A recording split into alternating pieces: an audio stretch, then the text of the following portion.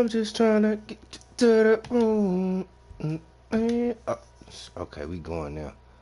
Yo, what's happening? This is Apex 3900 back with a review. And yes, you see the title, Kevin Samuels review. Now this video is probably, it's 4 years old, so it's not, some recent stuff or whatever. This was like really before he blew up type of shit. This is the Kevin Samuels I know. You know what I'm saying?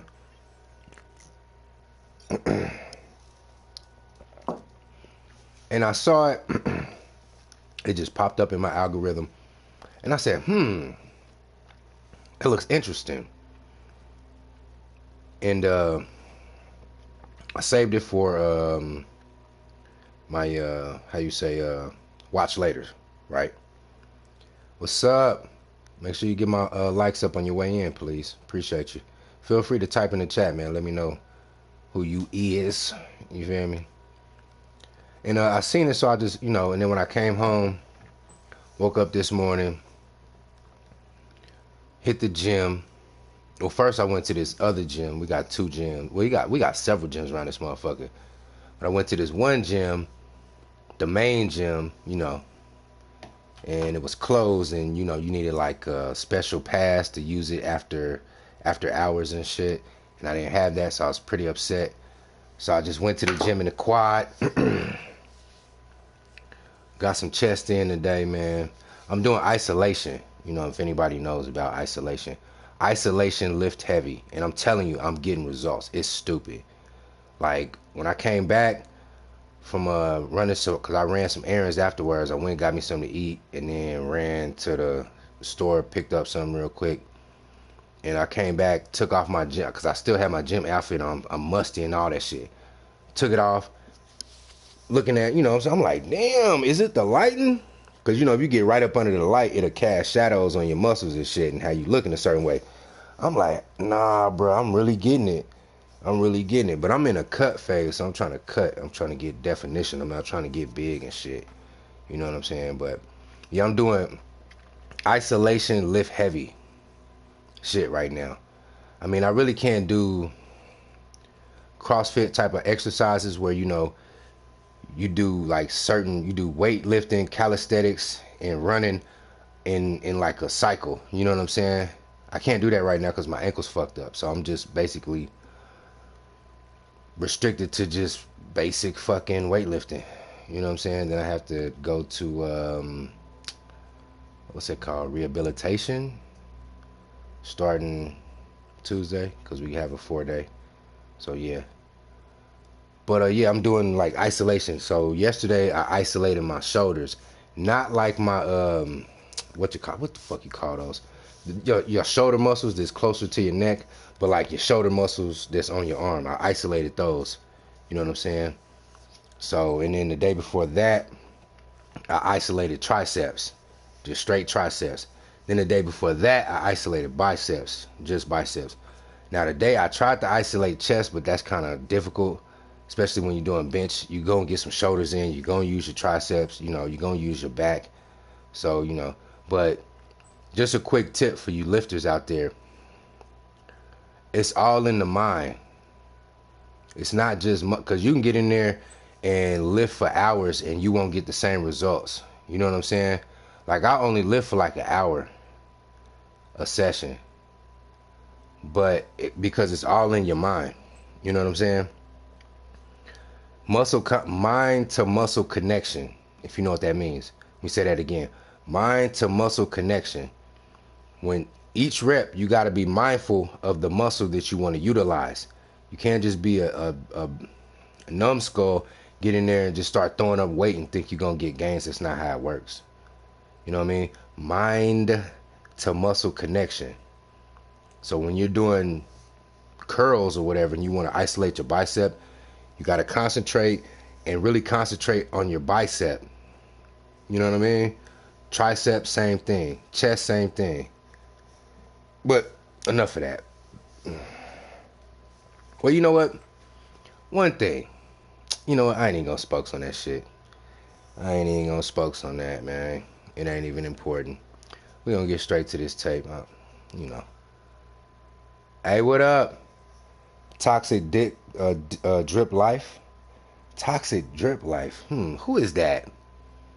I know somebody named. Let me. Matter of fact, let me message this BZ real quick. Or you toxic underscore. You know what?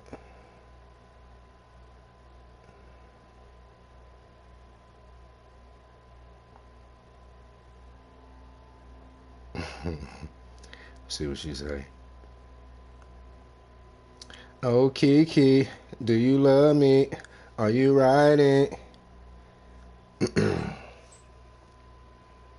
Yeah, man, but if any of y'all didn't know, man, it is Veterans Week. I mean, Veterans Day tomorrow. So, you know, show some love to a vet, man.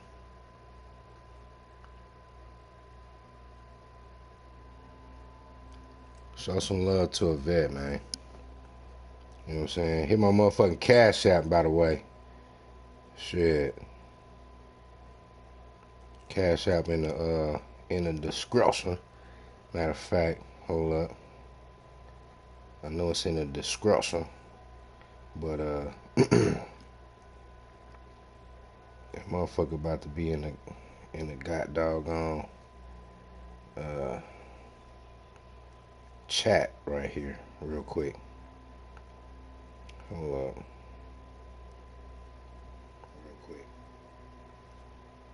Hey, what up, ZG? Peace to you, brother. Our sister. I don't know how you identify. I don't know what your pronouns are, cause your name is a really it's a co-ed name, really, and you only got two initials. Where the fuck is the dollar sign at? Am I tripping? There we go. God dog.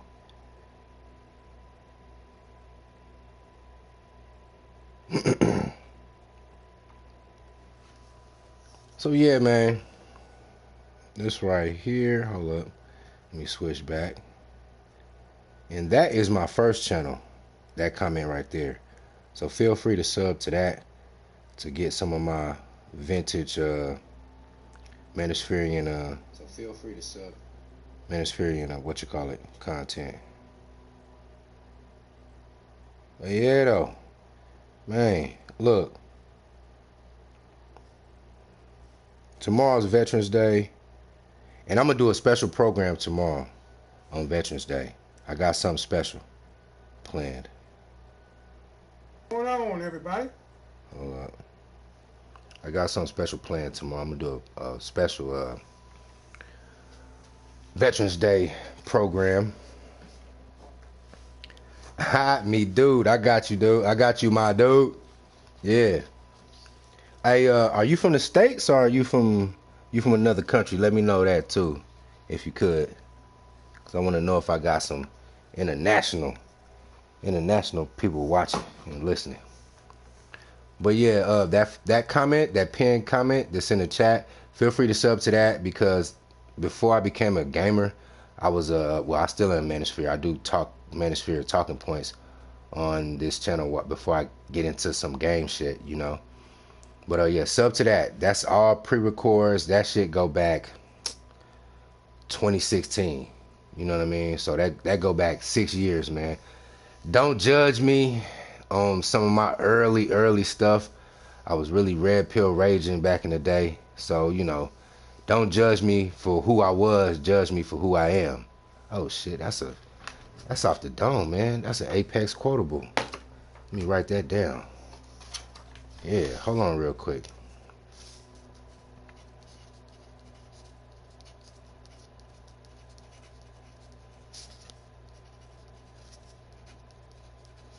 Don't judge me for who I was. Tennessee, okay, what's up? That's what's up. I got family from Arkansas, and I got some family, well, Eastern Arkansas. So Judge me. So I got family in Memphis. Are you from Western Tennessee, Central or Eastern Tennessee?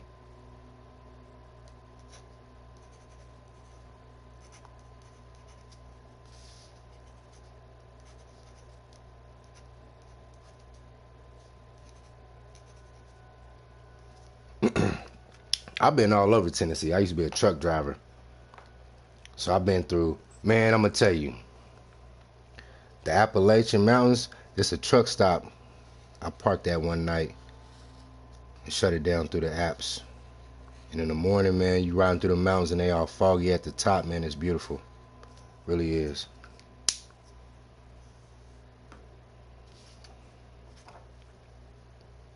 What up, baby? What's up, Kendra? Yeah.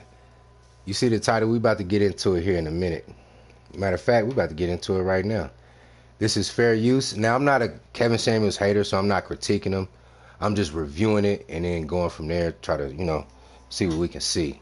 But yeah, fair use, man. Rest in peace to my guy, man. I knew this dude, man, before he blew up, man. So all you goofies up here making these critique videos, you Johnny come lately ass niggas, pardon my language, I really need to clean up my vocabulary. But anyway, all you Johnny come lately people, yeah, get the likes up too. All you Johnny come lately people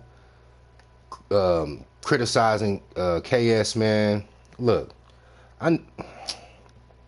anyway, just cut it out. Let that man rest in peace. Shalom, brethren, patriarch. Yeah, man. But yeah, let's go. Fair use. What's going on, everybody?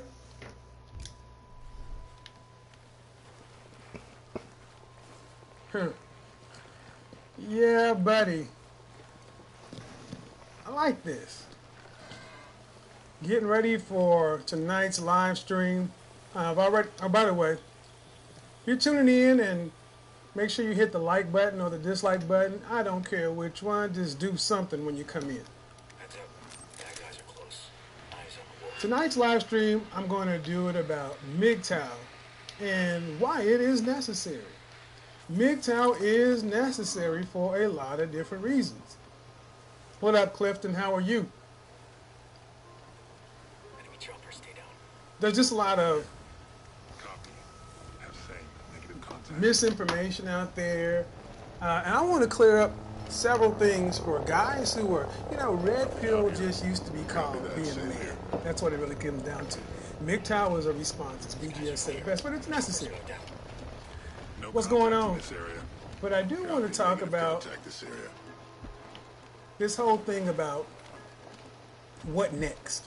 I'm going to tell you right now. Well, I don't care what you think, women, gynocentrism, all these other things, they aren't the enemy. The real problem is whiny crybaby men, simps, white knight. Agreed. Now, at first, when I first came into the space, I was kind of sympathetic to really the whiny crybaby people, because I was empathetic in a sense. I'm like, damn, I've been done wrong by females, so I'm assuming that these guys have been done wrong by females, right? Au contraire, mon frere, these guys haven't gotten done wrong by females because they haven't had any experience enough, period, to even speak on that. You know what I'm saying? It's like, brother, you not even qualified to speak on that. Why are you sitting up here all in my chat, or all in the chat box, period, crying all over the place? And you ain't even, no disrespect, but you ain't even felt the warmth of a woman. But yet you got all these critiques on women. You know what I mean? Now, I'm not really kicking dirt on the brothers, the virgin brothers and whatnot. But what I'm saying is, get you some experience first. Focus on you first.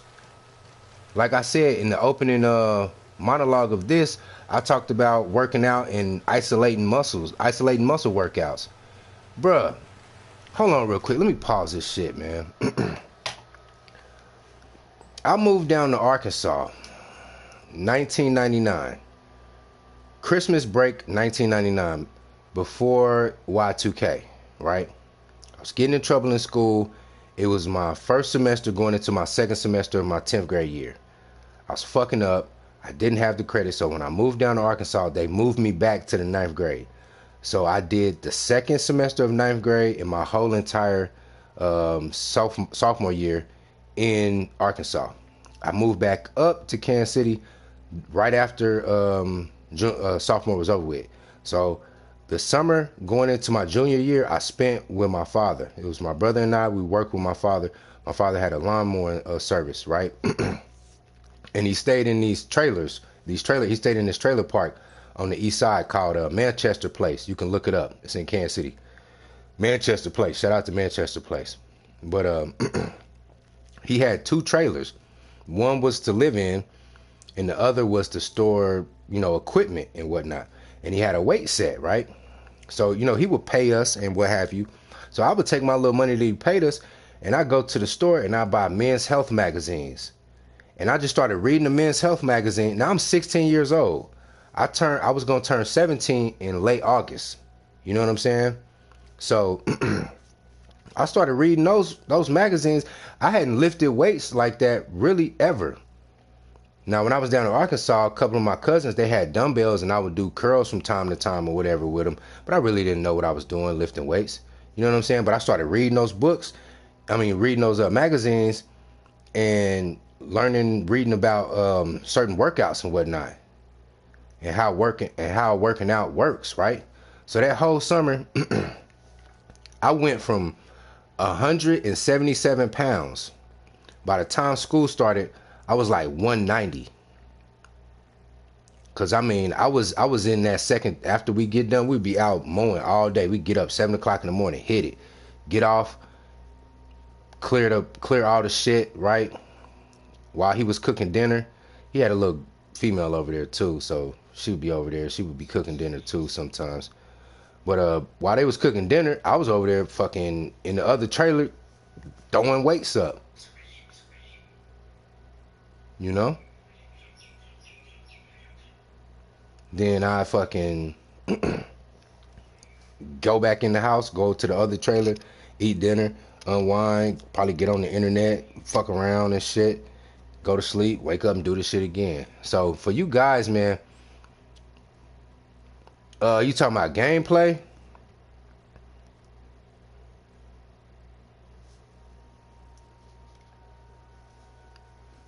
If you talking about gameplay, my damn, what the fuck is my handle? Hold on, give me a second real quick. Let me see what my handle is.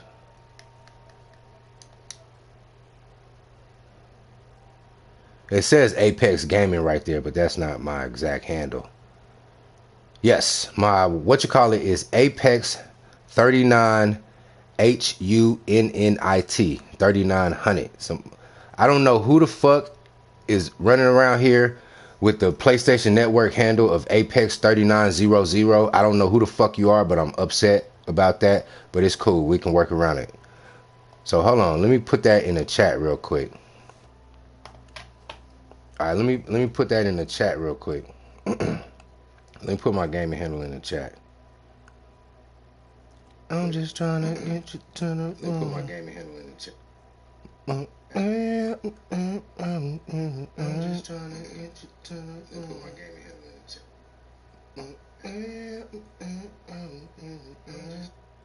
All right, here we go. Hold on, let me cue this audio back up. White knights and men. All right. So yeah, man, to talk about and ZG, what kind of layout, what kind of operator are you? Are you like a sniper type, or are you a heavy gunner, or what? You know what? We'll work that out. And I don't know about the audio. I don't know how to, because this would be like my first time actually opting with people.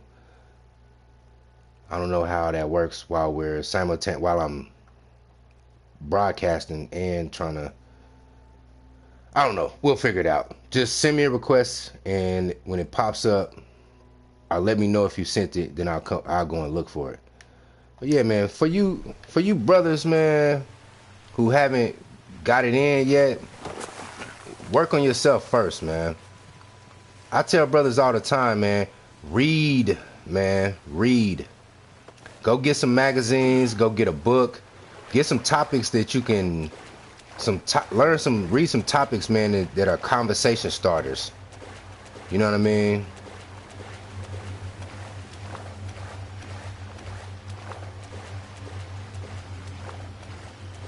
Oh, shit.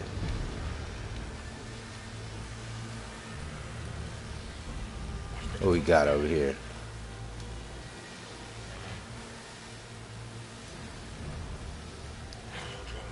Oh, okay. That's what's up.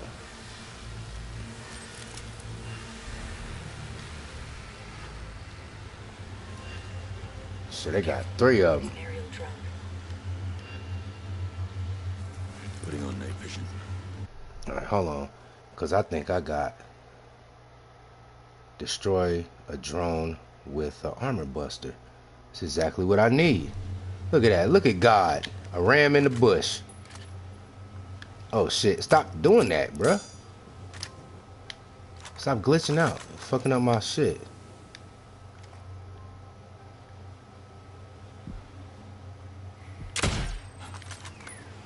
Yep. Ah, that motherfucker moved. Ah, he's zigzagging. Ha! Hell yeah, and I got him 200 meters away. Hell yeah. Ah, quit moving, motherfucker.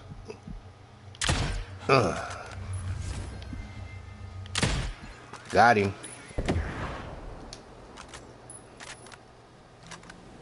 Hell yeah. That's good shit right there. Look at God. Look at, won't he do it? Won't God do it? Yes, he will. Praise God. Yes, indeed. But yeah, read shit, man. Get up on some game, man. You know what I mean? And a good way to get up on some game is tap in with me, bruh. I be spitting that shit. And when I'm talking about game, man, listen. I was anti-game in the space for a minute because the context in which brothers was promoting game is that game was the end all be all. Game is not the end all be all. Productivity, being productive is the end all be all. I put a higher onus on being productive than I do being able to talk that shit. You know what I'm saying? Because your accomplishments can talk for you. But it doesn't hurt, and it is beneficial to be able to talk that shit. Fortunately for me, I've been talking that shit for a long time, so I can do that. And I've been ambitious for a long time. You know what I'm saying? Oysters. I don't even fuck with oysters like that, man. Why am I picking up oysters? I don't even like oysters, G. I do like them, but they not good for you. After Chronicles of Judah 144 made that video about oysters, I'm like, man, I'm not fucking with oysters no more.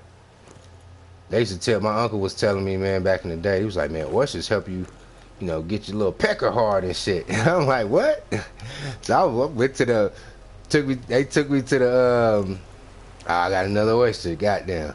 They took me to this all-you-can-eat place, man, called the Old Sawmill and shit. They had oysters and shit. Scallops? Oh my God, G. Well, I mean, you eat what you can. Shellfish, I guess. All right, let's run down on this shit, man. Let's get back to this audio, man. Fair use. Vaginas. Because what it comes right down to is life is a game. Mm-hmm. And the winners the winners aren't the ones complaining. It's the losers. Facts. Facts. And also, let me know in the chat if the audio from the tape is too loud.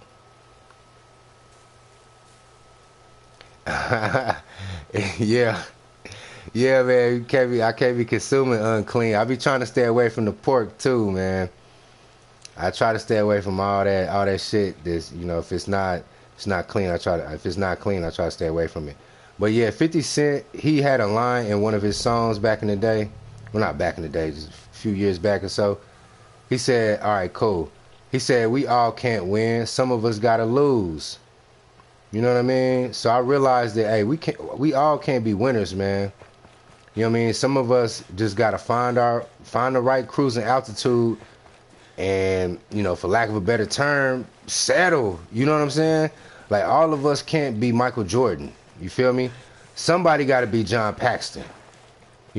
Just get your ass in the corner, and when they double team me, I'm gonna give you the ball, and you make sure you hit that motherfucker. You feel me? Make sure you knock that shot down. You can't be Jordan. Not everybody can be Jordan. You feel me? So yeah, he's absolutely right. And it's the losers that are complaining. Now, it's up to you. What do you want to be? You want to be a loser, or you want to be a winner? I'm gonna tell you, my parents didn't raise no loser. I'm a fucking winner. Ah, shit. I don't give a fuck what the odds are. I'm gonna at least try to win. You know what I'm saying? It's kind of like, I don't know if anybody felt this before, but like, you'll be out, right? And you come across you see this little chick out, and you like, man, I ain't gonna holler at her, man. I'll see her again later. No, you won't. If you don't get on her bumper then, if you don't get on her bumper now, bruh, you might not ever see her again in life. You feel me? So you better, how you say, seize the moment. You know what I mean? But yeah, let's continue. Fair use. Yeah, if you're always in somebody's comment section, hating on women with your blank ass avatar. Look, if you don't, I look at a comment, and if I see just an initial and I don't see your picture, I'm going to assume, especially if you're a woman, you're fugly. But if you're a dude and you don't have a picture and you on some irate, over the top stuff, I'm just going to assume you're a loser. Facts. And I've been, for a while on my channel, I gave losers a little leeway to operate in my shit. No more. If I see you losers in my chat, man, I'm zapping you, bruh. Because you got two options.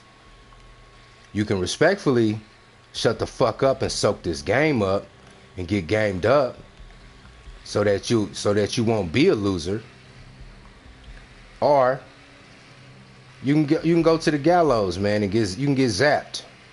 But I'm not gonna allow you jokers to be in my fucking comment section, fucking sandaling it up, complaining about, man, these bitches ain't shit, because half the time you motherfuckers ain't got no experience with women anyway.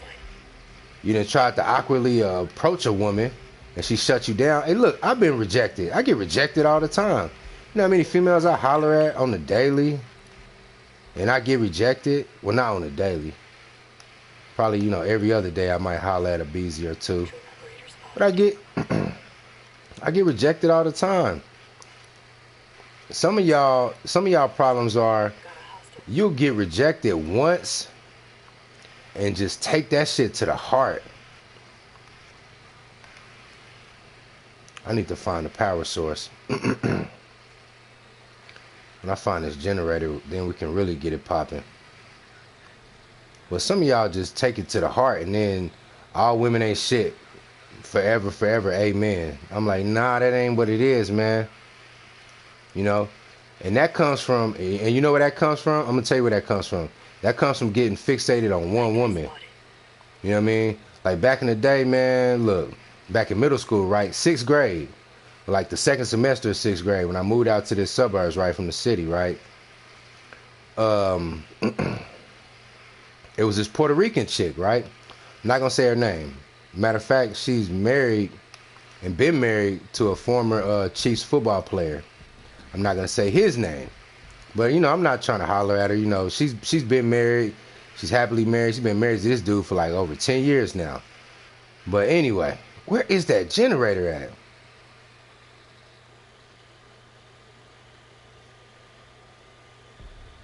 Yeah, man. Hey, thank you. Matter of fact, let me read your comment, man. Matter of fact, let me highlight your shit. Brethren, you spoke some of the realest shit I've ever heard from anybody in years last week. We talked about self-awareness. The loser in life. The losers in life. Yes. Hold on real quick. Let me. The loser. Hold on.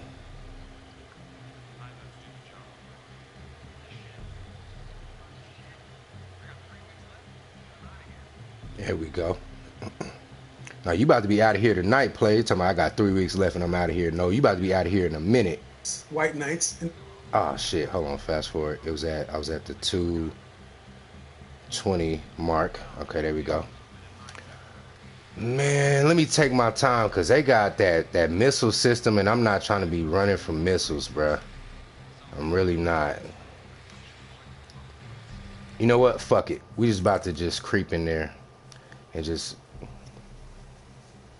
kill them silently. Matter of fact, let me take this shit from the top. Let me go up high. Yeah, let's get back to the audio, man. Fair use. Continuing. Oh, real quick. Hey, Patriarch, did you check out my my magnum opus? Top 5 defects of black men. That's why I broached the topic of self-awareness. So yeah, I was the first one. I just put it out there. I was the first one to bring that topic up.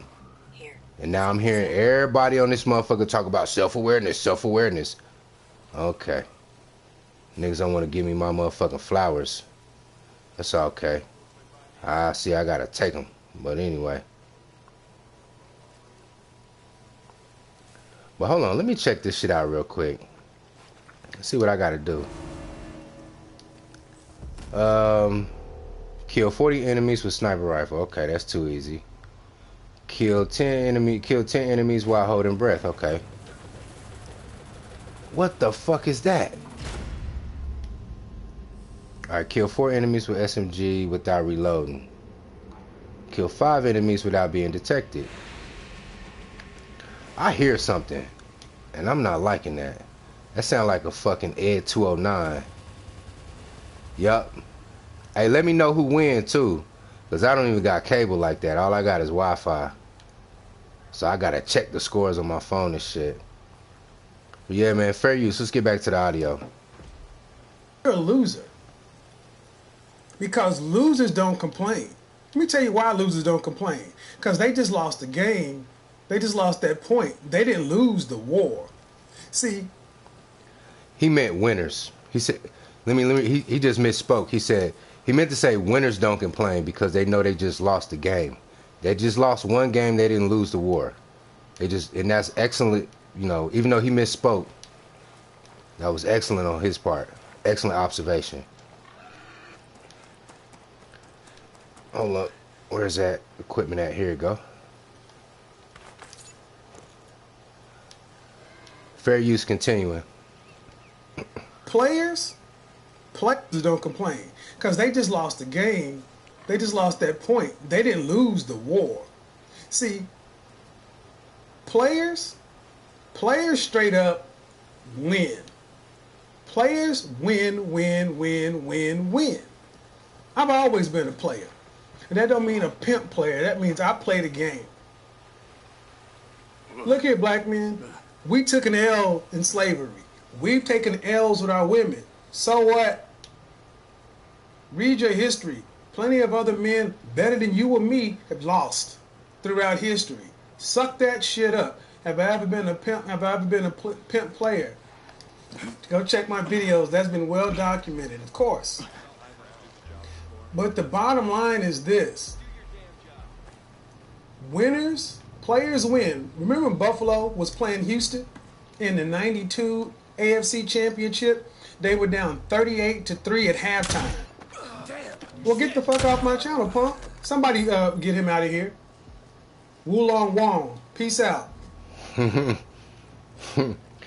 Yo, and you know what? I remember those Buffalo teams back in the early 90s. These motherfuckers went to the Super Bowl 4 straight times and lost 4 straight. Oh my God. That's off the topic. But yeah, you see how you just... Hold on. Listen to this. You see how you just got that motherfucker up off his channel? That's how I'm going to start getting you motherfuckers. I'm 38-3 at halftime. Well, get the fuck off my channel, punk. Somebody get him out of here. Wulong Wong. Peace out. In the championship, yeah, adios. Don't come back. This ain't for you. In the championship, Houston was kicking Buffalo's butt. They were waxing them. The average the average whiner you see in the comment section, you know, women are the enemy. We can't get ahead because of white supremacy and systematic, institutionalized racism. They would have packed it in and said, you know what, we lose. No, Buffalo came back out and found a way to win. Players find ways to win. That's the difference between a winner and a loser. A loser loses before the game is even over. Players find a way to win. Losers lose before the game is even over. Mike Tyson used to say, back in his heyday, back in the 80s and shit, he used to say he couldn't know if he had the fighting hand just by the initial look, the initial stare, like before you get to the middle of the ring and talk to the ref, and he say he looked the person in the eye, and he could tell if he was gonna win or if it was gonna be a tough fight or whatever the case was, because he knew, okay, that person was defeated. He was defeated. He's already defeated. You know what I'm saying? So that's the thing about losers as well. You know, they spit the bit, man, before they even get in the game.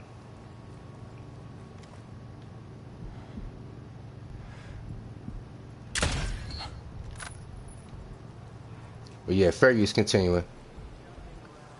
A lot of you cats who are upset at women firing off in the comment section, talking crazy, you're a loser.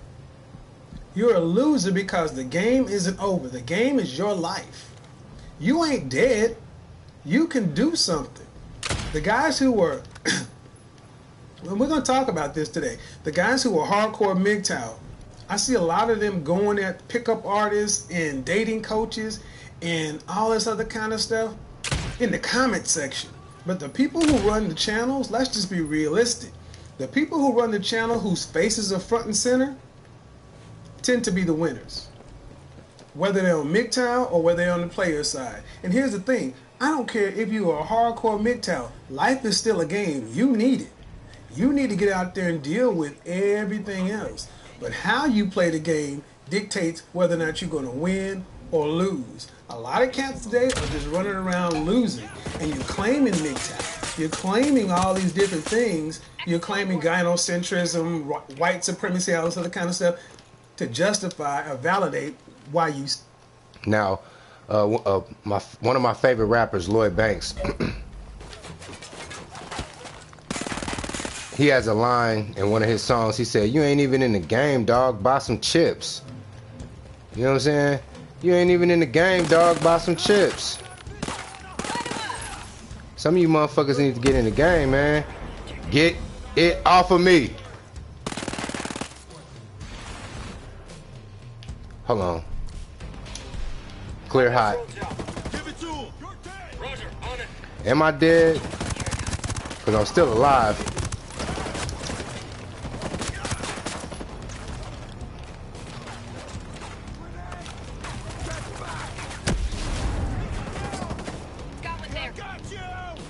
No, nigga, I got you. There we go. We got them all here. Moving Hell to your yeah. location. Real shit. Everybody reload. Get topped off. Pause. Yeah, man. Fair use. Hold on, let me run that shit back one more again. I don't think y'all heard that. Fair use continuing. Out there and deal with everything else. But how you play the game dictates whether or not you're going to win or lose. A lot of cats today are just running around losing, and you're claiming MGTOW. You're claiming all these different things. You're claiming gynocentrism, white supremacy, all this other kind of stuff to justify or validate why you suck. I'm gonna say that again. Yes. A lot of y'all using a whole bunch of excuses to justify why you losing. Ooh, was that bars? Let me say that again. A lot of y'all are using excuses to justify why you losing. Bars. Bars. That's an Apex quotable right there. Let me write that down. Give me a second. Let me pause this motherfucker real quick.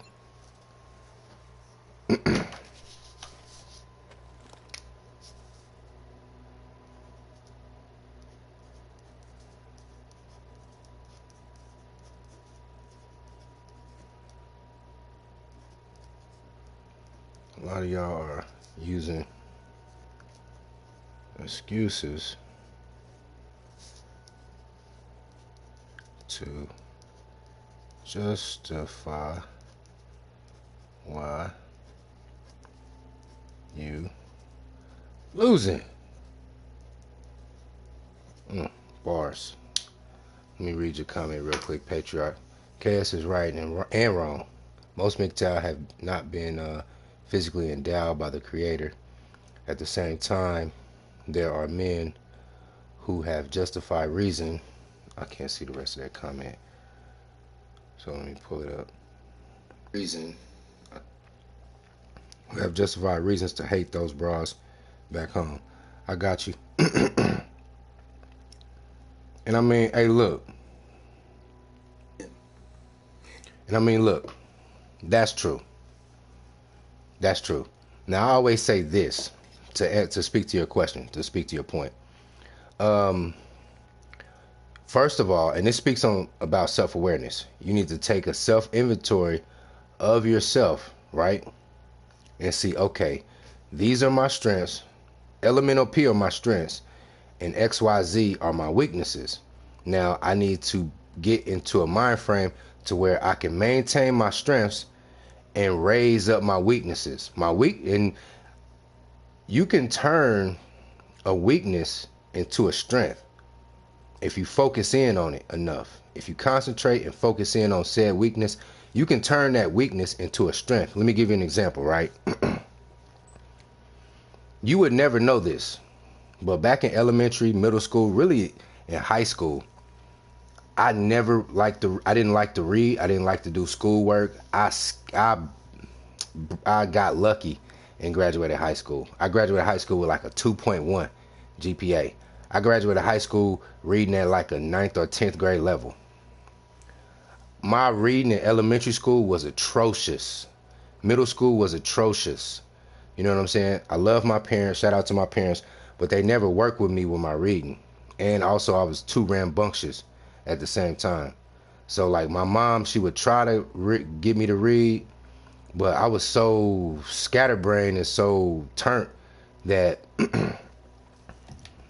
you know, she working 12-hour shifts at the hospital downtown. And she's just like, man, fuck it. I tried. He's not taking, so fuck it. Let me let him go outside and play. You know what I mean?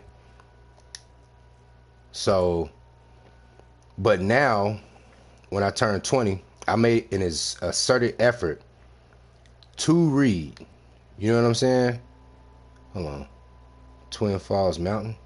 We'll rock that patch. I just got it, so we'll rock it. You feel me? So I turned a weakness of mine into a strength. Now my reading comprehension is like on some fucking Rain Man shit. You know what I'm saying? Like y'all have heard me on live streams read National Geographic articles or pieces, little excerpts out of National Geographic articles and shit. I mean, yeah. So my reading is a strength. Now, that's what I'm saying. You need to have the self-awareness to know what your weaknesses are and fortify those weaknesses. You know what I mean? So for the MGTOWs who you say who haven't been endowed, whether that be physical, you know, physique-wise, height-wise, intellect-wise, charisma-wise, and I'll just say it, penis-wise. You know what I mean?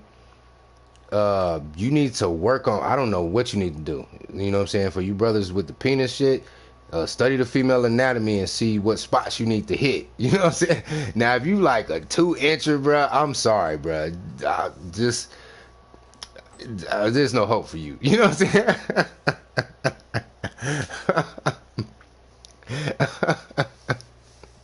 Respectfully, you know what I'm saying? But you know what I mean?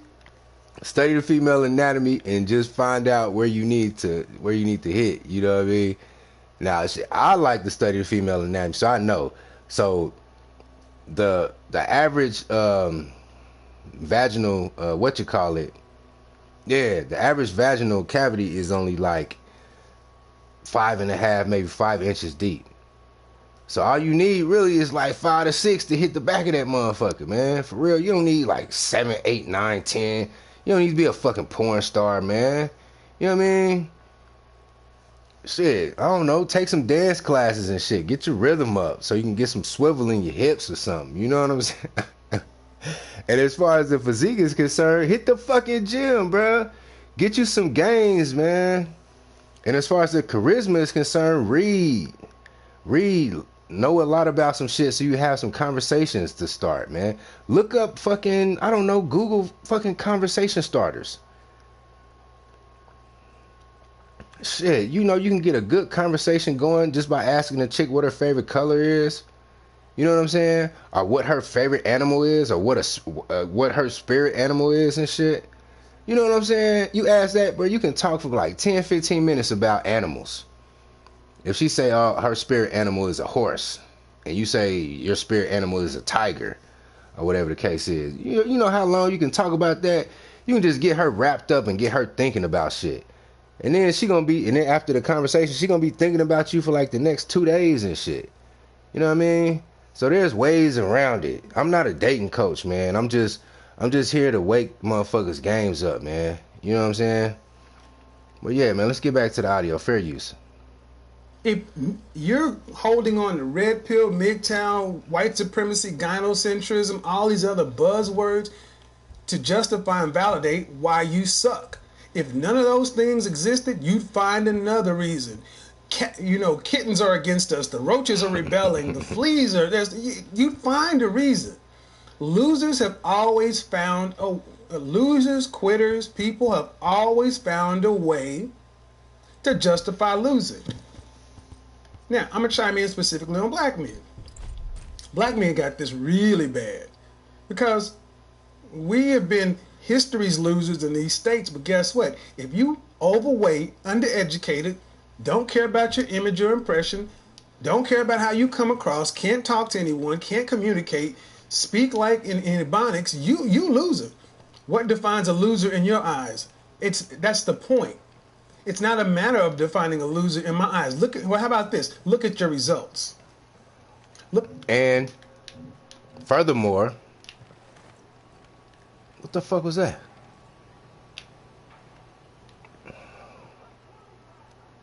And furthermore, I was the first to say that Pookies and Ray Rays are not what you call it. They're not I'm not against Pookies and Ray Rays, because there are some Pookies and Ray Rays who have, bettered themselves. So I'm not a He's ready to fire. He is firing. That's what that was. I'm like, why the fuck is this dude? It's losers and winners. I think I made a tape on my other channel talking about losers and winners. Not all educated lames are winners, and not all Pookies and Ray Rays are losers. So, and I've never seen this video. I just came across it. So that's why. He's ready to fire. Shit. God damn. That nigga hit me, bruh. Get his ass, man. I'm busy looting, man. Where is he at, man? I'm about to put the team on your ass, G. Okay. Let's find him. Where is that sniper at? It's about losers and winners. It's not necessarily about, okay, here you go. That motherfucker about got me, didn't he? Get him. Clear. They're gone. All right. God, dog. So, like, for instance, if you are a Pookie and a Pookie and Ray Ray, and you've been to prison or whatever, but you get out, you get your fucking CDLs. Yes, I did say CDLs. I know it's CDL, but black folks like to say CDLs. We like to make shit plural. It shouldn't be plural. But if you get your CDLs, become a plumber, a master plumber, and all the other shit, or become an electrician, you're not a loser. You're a winner. Now, if you're a Pookie and Ray Ray and you've done prison time and you get out and all you do is sell loose cigarettes and DVDs and shit like Taz, then yes, you are a loser. You're a loser, Taz. So if you're listening, Taz, you're a loser. Just want you to know that. So yeah, I always say this about winners and losers. You know what I mean? But he says players and I like that, players and losers. I think I'm gonna use that. I give him his credit for it, even though he's taking some of my shit. You know what? I owe him one. I owe his ass one, cause he took my shit, Slay the Dragon. He did. He took my Slay the Dragon shit and didn't give me credit. So you know, we about to be even after this one, cause I'm taking this motherfucking players and losers. I'm talking shit. But yeah, let's get back to the tape, man. Fair use. Look at your results. And instead of saying, well, what defines a loser in your eyes? Someone who has a negative, who has a scarcity mentality. Someone who always believes that the glass is half empty. Somebody who comes in here questioning. I mean, honestly, I'm not trying to be rude, but that's not even a question a winner would ask. Straight up. A winner wouldn't ask what defines being a loser. Winners don't concern themselves as losers. That's why they keep winning. All they do is win. The reason you hear me talking about it is because I try to help men who are on the verge being able to go between winning and losing. Most of my clients are winners. I don't have to go talk. I mean, not most. All my clients are winners. I'm not going to lie. I don't have to tell a man, you need to worry about your image, such and so forth, and take advantage of that. Most of my clients have attorneys, they have business coaches, they are achievers. You don't have to tell someone with a winning mindset, your game is weak here. Well, I slightly disagree. You do have to tell somebody with a winning mindset your game is weak here, because there may be some areas where he's lacking. You know what I'm saying? So it's always good to fortify fronts. You know what I'm saying? So I have a slight disagreement on that. But overall, he's on point. Fair use. Continuing. You need to go practice on your free throws. Your game is weak here. You need to go practice on your 40 time. Your game is weak here. You need to go practice on your math. When I was a C student in mathematics, no one had to tell me, guess what, Kevin? If you want to be an engineer, you got to double down and go learn and do what you did. You need to come to school early, stay after school late. My freshman year in college, my background is chemical engineering. Now, let me say this. Let me give you guys an anecdotal. Where is my back scratcher at, man? Shit, I misplaced my back scratcher. But anyway, went to college, right? Back in I signed up in 2013. I didn't start classes until 2014. But I took the placement test, right? Because they had to see where you were to see what kind of classes that you can get, right? If you can go straight to English 101, or if you had to take like a remedial English class or whatever, or if you could go straight to college algebra, or if you had to take remedial math, right? My math sucked. I bombed. Like, my reading was decent, so I started at English 101. But my math was atrocious. So I had to take math 20, which was like basic ass math, man. I'm talking about basic. Like, we was doing addition, subtraction, multiplication, division shit. Like elementary, middle school shit, right? Did that, right? Then we went to math 40, which was like middle school, high school shit. And I'll never forget this shit to the day I die. I failed Math 40 because I had gotten to a domestic dispute with my baby mother, and I was at her apartment, and I had some of my stuff over there early in the morning. This shit happened early in the morning. She flips out, right? Throws my shit out. I'm so disheveled, and I had class in the morning too. I had class that morning too.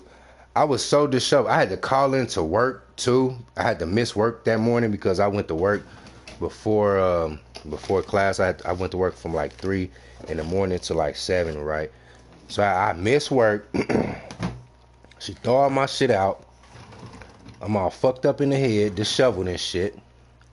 So I'm like, fuck it, I'm not going to school today. So I just went home and just drank, right? And that day was a test. We had a test. Had a test that day. I missed that test, right? My teacher didn't tell my goofy ass that, hey, you're not gonna pass this motherfucker. So I go through the whole semester, and we get down to the end,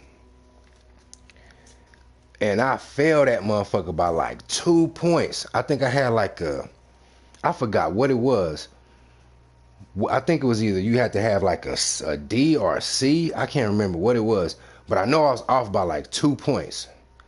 So I failed Math 40 by 2 points. I had to take it again. I ran it right back the very next semester with the same teacher and all. Same teacher. Went in there with the same teacher, went through the same shit that I went through the whole thing, man. And every day after class, because my classes, I'd get up, go to work from 3 to 7, come home, take a shower, come home, take a shower, eat, go to class my classes would start maybe 9, sometimes 10, and they wouldn't end until like 1 o'clock. But after class, I go straight down to the library and go to the tutor and get my tutoring up and shit, right? And be at the tutor until probably about 3 o'clock. I do all my homework there, all my math homework, and then go home, probably do some more studying on some other classes, and then by 5 o'clock, I just shut it down, get online, play some video games with the guys, shoot the shit with them, and then probably about 8 o'clock, go to bed. So my math was terrible, and I ended up passing, like turning it into a strength. You know what I'm saying? So KS is absolutely right. Man, I cannot find my scissors, man. So I'm trying to turn this coat hanger. I'm trying to cut this coat hanger and make it into a makeshift back scratcher. You know what? I'll just use this knife. Hold on. Oh, I can just break it. Too easy. Shit, if you don't gotta use a knife, ain't no need to use a knife.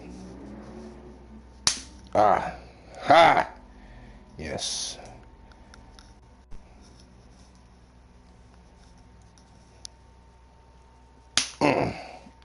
Yes. Got me a back scratcher now. Oh yeah. I need to buy one of them legit back scratchers with like the little hand and shit. Oh yeah. There we go. What that'll do. Anyway, let's get back to the tape. Fair use continuing. My freshman year in college, while everybody else was taking calculus, I had to take college algebra. I spent 35 hours a week studying college algebra, doing the homework assignments, looking at last year's tests, working with tutors, all this stuff out of my own pocket, making $3.35 an hour. I went and got a job at Taco freaking Bell to go pay a tutor. You know why? Because it was my name on the test. It was my life. It was about me.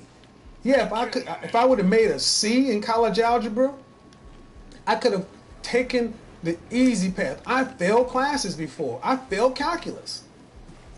But you know what? Now see, he talking about engineering. What I was doing, I wasn't going up like that, you know, or majoring in mathematics and shit.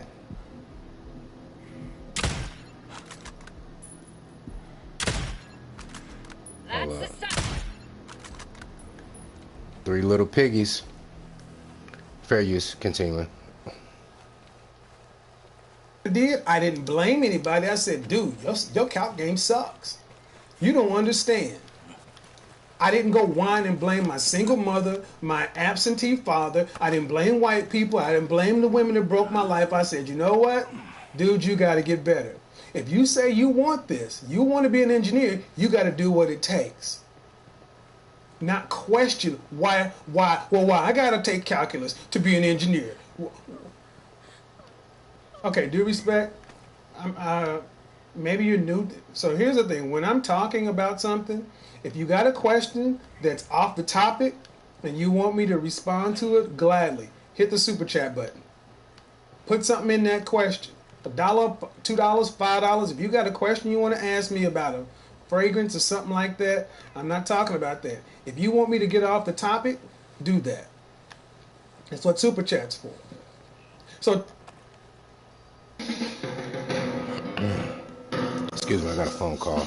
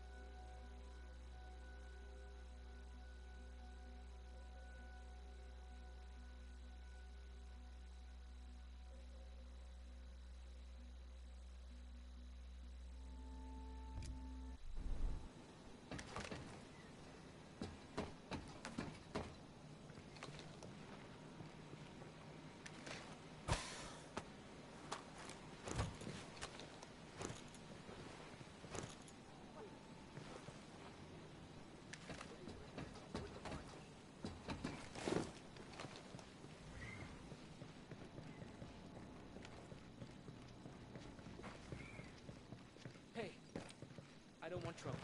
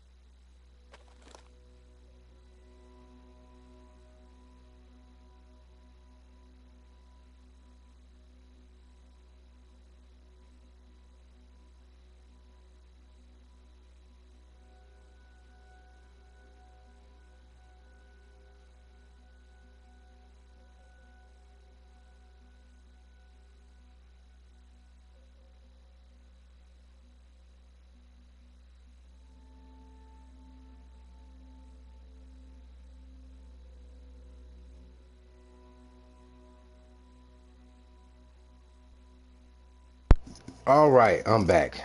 Sorry about that. Uh, I had a phone call. Had to make an appointment to get some custom orthopedics because I got high arches. So they set me up for an appointment next week. So that's that. Hold on, let me blow this door, man. Let me blow this popsicle stand. Oh my God. I'm thinking I'm gonna put the charge on the door. That just pisses me off. My dude missing an arm and shit. You see that shit? Hold on, man. Let me practice on this other door real quick. Cause that shit was kind of fool, bruh.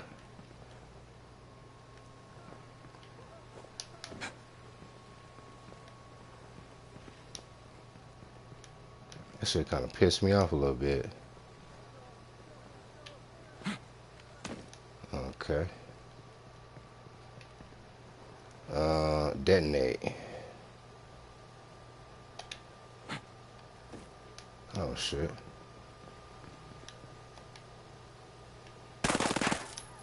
How the fuck you it says L1 to detonate, but it's just gonna make me throw it. Okay. That was a friendly.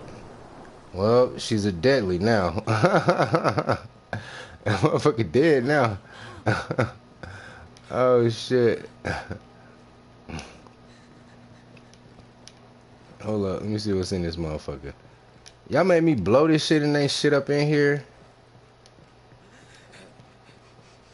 Oh, let me check all this shit. Y'all ain't even got no... Man.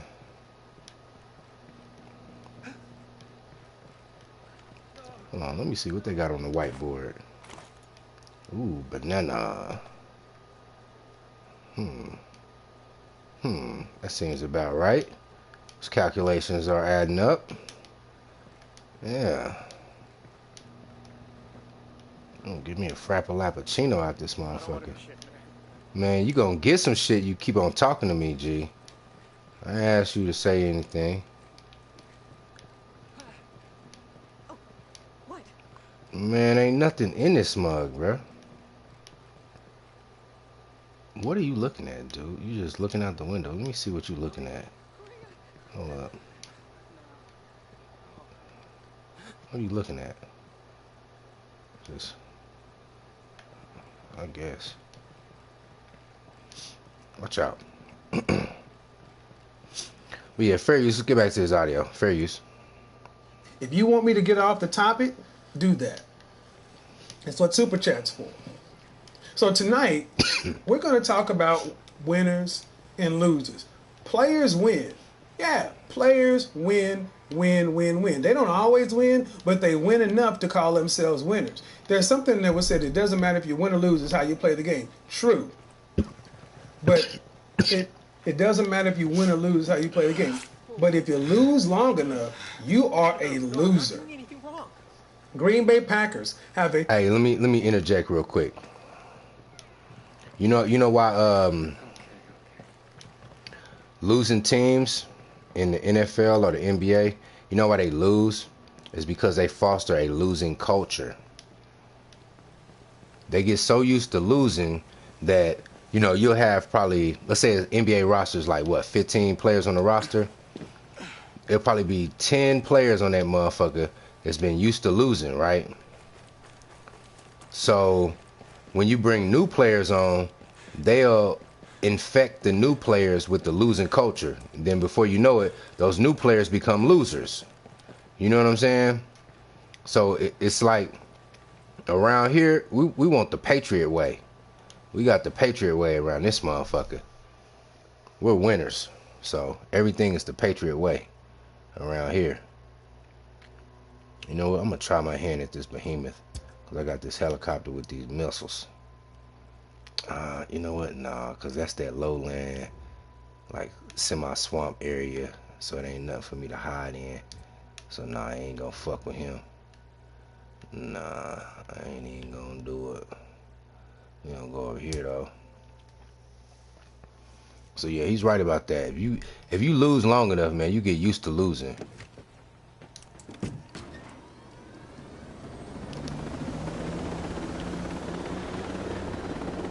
But hold on, I'm gonna get back to the audio when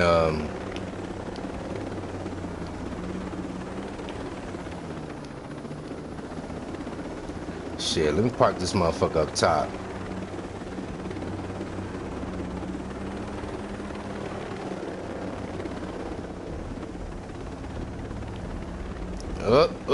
Up, they see me. What up? Hey, where you been? Did you send that invite? Are you send that request or whatnot?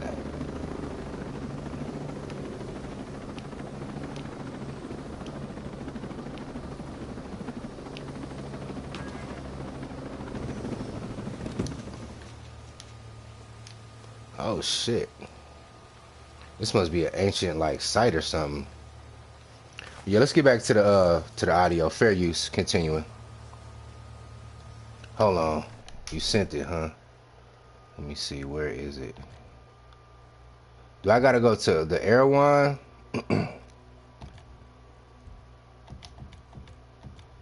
Or what? Where do I go?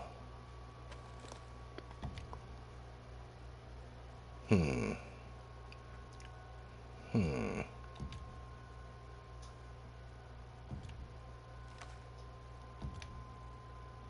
Cause I didn't see it pop up.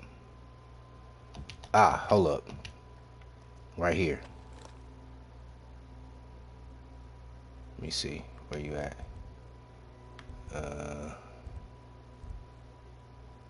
Squad friendlies only.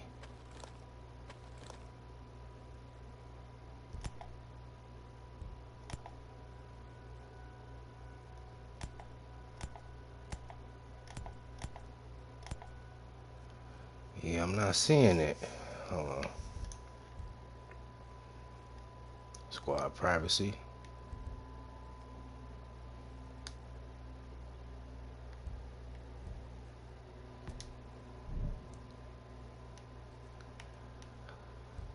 No teammates. Rainbow Six. No. No. No. I'm fucking up. I don't even want to read this because I'm not even interested. I need my squad, man. Where's my squad at?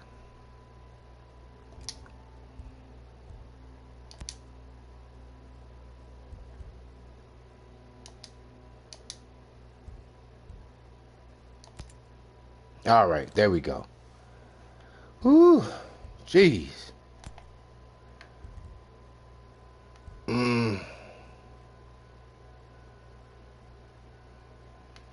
I'm not seeing you, bruh.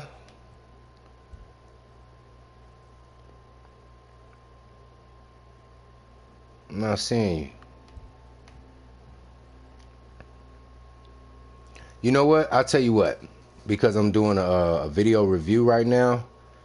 After I do this live stream, I'm gonna fire up another what you call it, and probably offline, not YouTube, where I'm streaming on YouTube. And then I'll see about adding you as a friend, because I see that you follow. So I'm gonna add you as a friend, and then we can probably go from there, just to make it easy. But just to keep the continuity of this live stream going right now, I'm gonna add you on another one. Hey, look, I'm here all day. I got this 4-day. I'm chilling. What's today? Is it Friday? Today is Friday, right? Yeah, it's Friday. Yeah, we got Friday, Saturday, Sunday, and Monday off. So we chilling. We big chilling. But yeah, fair use. Continuing. History of being winners. From the 60s on through, Dallas Cowboys, history of being winners. Pittsburgh Steelers have a history of being winners. You have the opposite side of the coin, too, in the NFL. History of being losers. Why? You got the same talent, same draft picks, same opportunities, but losing is a mentality. Losing is a lifestyle. Losing is a mindset. You can change around and decide you want to win. The first thing you got to stop doing is bitching and complaining about everybody else, arguing about what's the white supremacy, women, such and so forth. Look at yourself and say, you know what? I'm overweight, undereducated, but performing below my ability. Women don't holler at me because I ain't even a man. That's facts. That's facts. Let me tell you, brothers, if you just do one thing, just hit the gym and get your body game up to par. Now, there was a lot of things that I agree with. I mean, that I disagree with from C Boogie. One thing that I absolutely agree with is getting your body on point. If you get your body on point, I promise to God, you will get a vast different response from females. I promise you. I tell you no lies, man. I tell you absolutely no lies. No lie told. But you gotta want to put in the work. You gotta want to put in the work. You gotta want to be great, man. If you don't want to be great, then fine. Fine. Just don't be a loser. You know what I mean? But don't get in my way. You know what I'm saying? Make sure you get the fuck out of my way when you see a real one coming through. You feel me?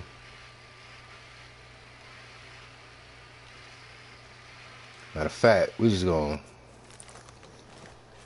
go down here, man, get this little info real quick.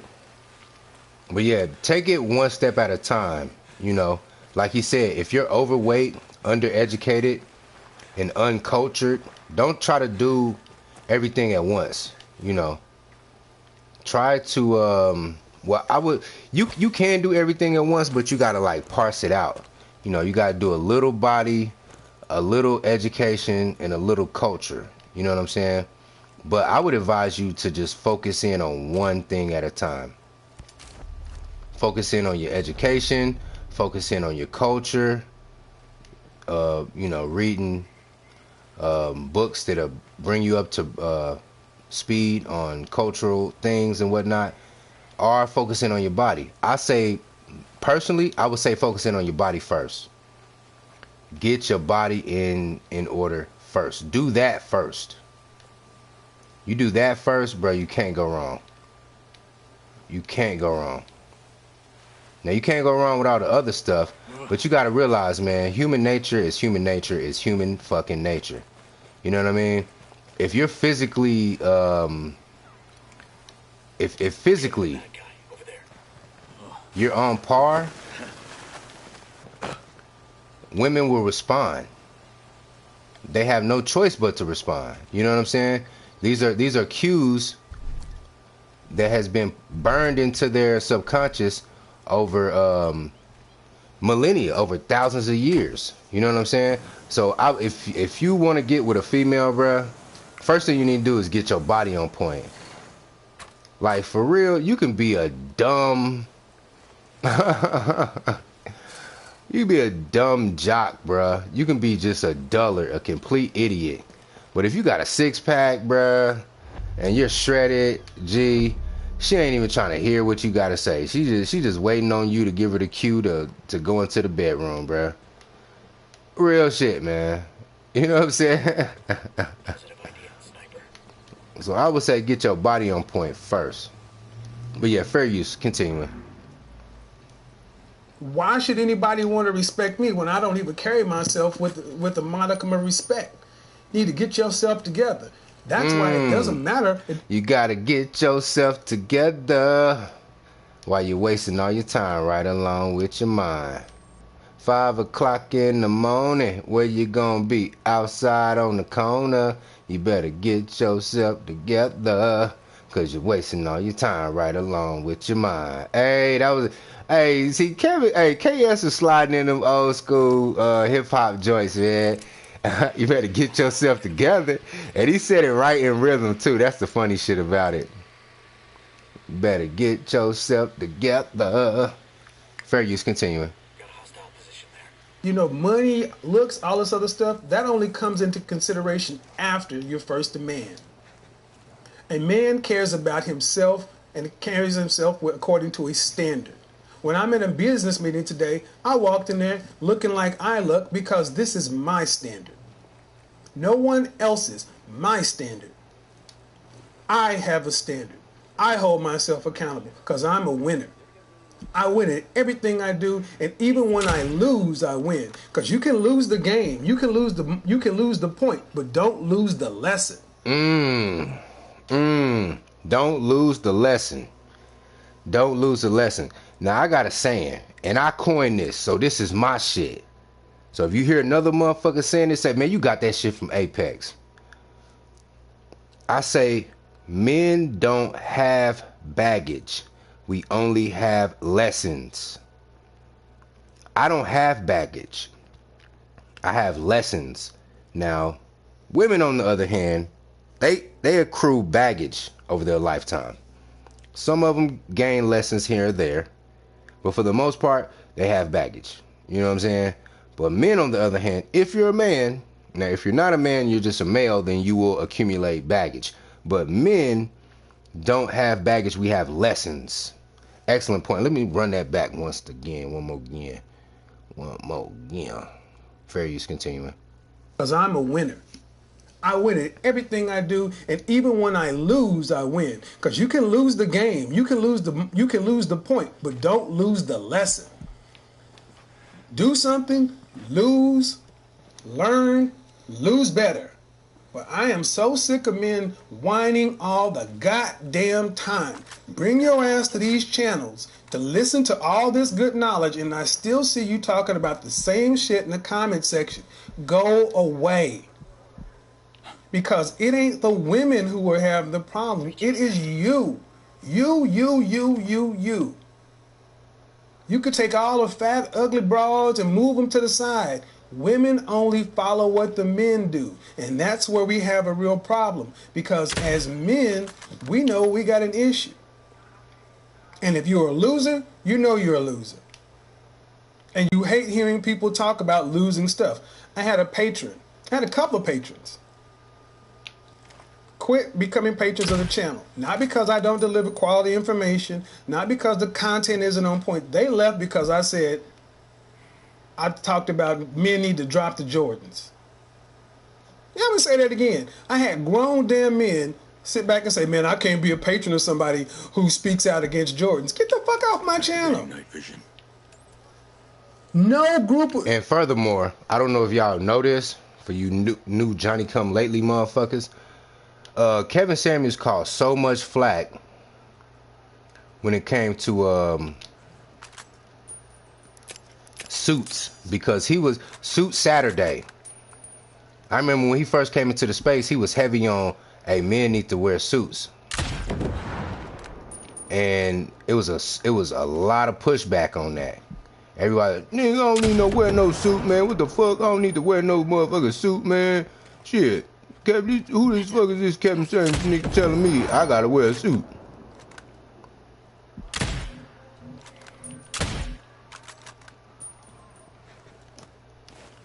So yeah, he's right about that. These jokers will be on some bullshit. Time to switch to night vision. Actually, it's Predator mode. I like to call this Predator mode. You know what? I'm gonna call it Apex mode. Yeah, you got hostiles nearby, motherfucker.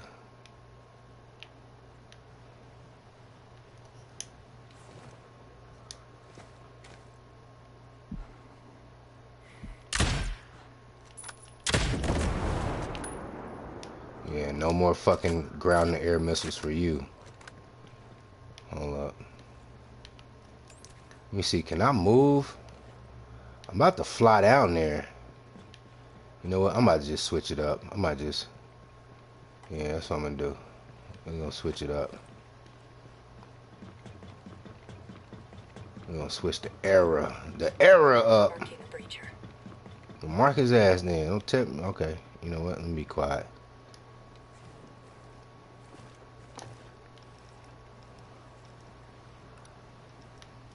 Heads up. Bad guy over there. Hold on. Cause this is a big fucking installation with multiple fucking layers. So I gotta kinda... Oh, these motherfuckers all the way down here. Bad guy over there. They on the bottom, man.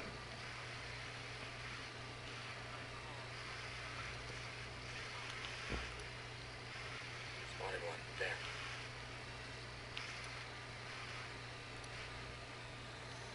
Alright, they ready too. They ready for the funk. They think they ready for the funk, but I don't think they knowing. Straight to the depths of hell is where these cowards going. Ah, shit. You bitches. They think they ready for the funk, but I don't think they knowing.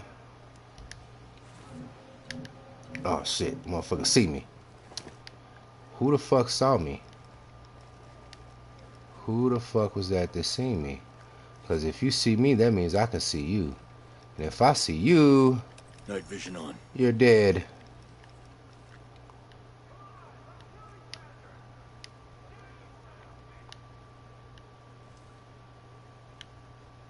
You know what? I'm about to go back up there and I'm just gonna descend down on them and just rain hell on them.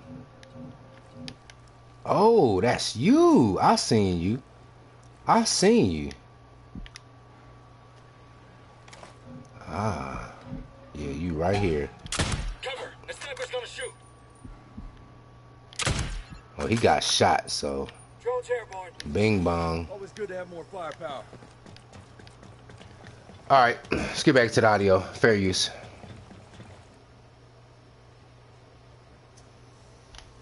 Yeah, I'm gonna say that again. I had grown damn men sit back and say, man, I can't be a patron of somebody who speaks out against Jordans. Get the fuck off my channel. No group of, I would love to say these people's names, but I'm like, I don't, this is the black man's addiction. No group of men fights for Jordans. I don't know any CEO that wears Jordans. I don't know any high-ranking, and if you know one or two, congratulations. But as soon as you start to talk about Jordans and stuff like that, you can see I just dropped 8 people because they're all in Jordans. You don't like, it's like, well, I'm good with you talking about winners and losers, but don't talk about my shoes. You don't own stock in Nike. You don't know Jordan, and they ain't doing nothing for you. But the fact that you have such an irrational, illogical, emotional response about some damn tennis shoes shows you your mindset. I talk about the things we need to do, and I talk about the things we need to address. I'm never going to sit back and say, someone who's not in high school or college needs to be rocking Jordans. Not going to do it. Because until you can show me another group of men, black, white, Hispanic, Asian, or other, that after age 21, they are wearing Jordans throughout their Now, hold on, I gotta stop you there, because them what you call this, them essays do like to rock that Gangster Cortezes with the high socks, or flip flops with the high, or slides with the high socks. You know, especially if they from like SoCal and shit.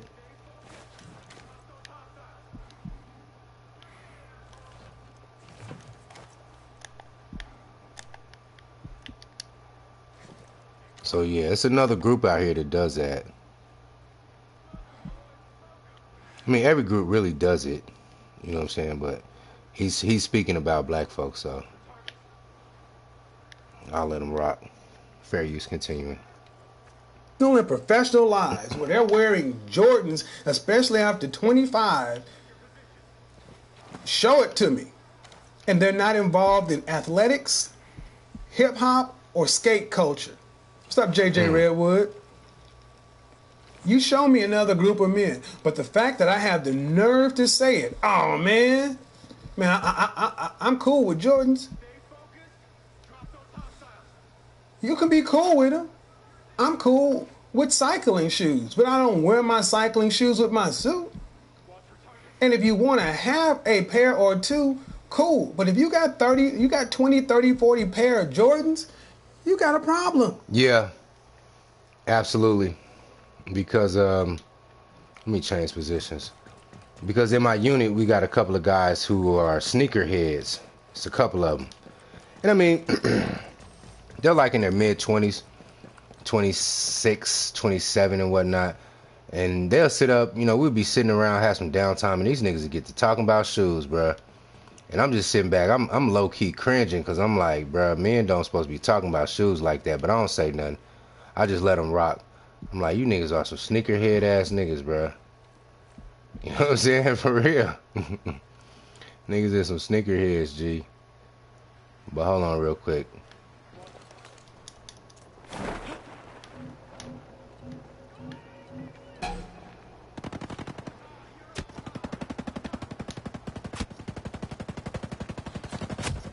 Drones ready for action. Oh, shit.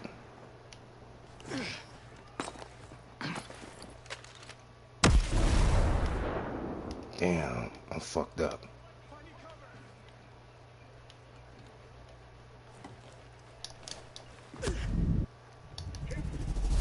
Fuck! If I'd have known that motherfucker was over there, I'd have clipped him. That pisses me off. I'm about to come back and kill all them motherfuckers all over again. They gonna regen. That pisses me off. I almost don't even want to do this shit no more. I almost want to go somewhere else now.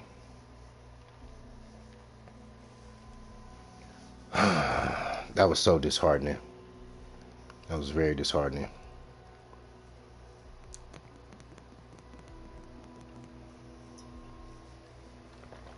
But you know what? I'm a winner. So I'm going to get back on that horse, come through there, and smack them motherfuckers up again. Oh, shit. My fucking shoulders is sore. Oh, shit. You know, like when you work on shoulders and then the next day you not fucking hurting, but then the day after that you hurting. Oh, hold on. Join players. Hold up. Wait a minute. Wait a minute. Yeah, see, they all back. Everything is back. All right. It's bivouac time. I say bivouac. I don't know why I say bivouac. I just like saying bivouac. Shit. What's a closer bivouac? Damn.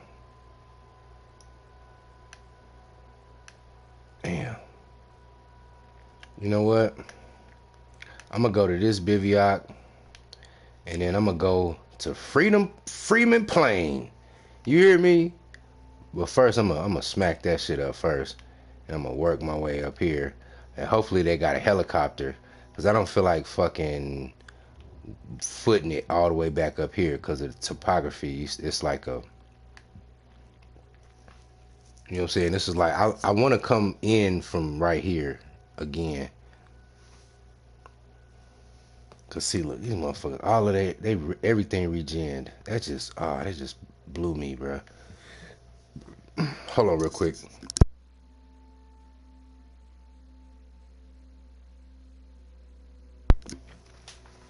So this the play right here, right?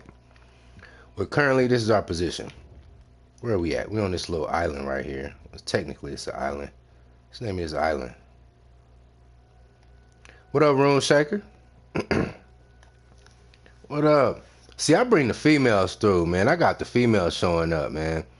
You go to Zesty Eddie's chat, you won't see one female, bruh. Not a one. We got two so far. Rune Shaker and Kendra Caswell that came through on me. You hear me? But this dude, Zesty Eddie, think he can talk about male-female dynamics. But oh, hold on. Okay, this the play. This is our current position right here. We're on, is that Leviathan? Yeah, Leviathan Island.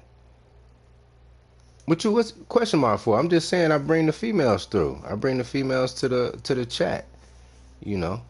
Khalees brings, you know, her milkshake brings all the boys to the yard. You know, I bring the females to the chat. Edward Anderson, aka Zesty Eddie, he has no females in his chat. Let me ask you this, Room Checker. Would you fuck with Edward Anderson? Do you fuck with his content? But hold on, you get me off track. All right, we on Leviathan Island right now. We did try to take this installation over. It was unsuccessful due to a misstep on my part. I should have scanned the thing first, because when I was in the air on the parachute, and then got to shooting at me, I kind of panicked and fucked up the landing. And then when I tried to get down, I crashed out. So we're here. We're gonna go to this bivouac right here, Harbor Cove Island, and then we're gonna take this little installation over right here. Then we're gonna move over here, and hopefully we can get a helicopter. If we don't get a helicopter, we're gonna move here, take this shit over, and work our way up here. Take this shit over, take this shit over. As soon as we get a helicopter, we're going back here, because I don't want to go in by Because we're going to have to get a boat, drive the boat, get here, get on the lowland, and then climb all the way up this mountain. I'm not trying to do that. I'm not. I just want to get here, you know, park the fucking helicopter. I parked this helicopter right here. I still may have this helicopter. Hold on real quick. Let me go here and see if this helicopter's still here. If the helicopter is still here, I'm going to take this helicopter, fly to this bivouac, regen real quick. Hold on. Nope.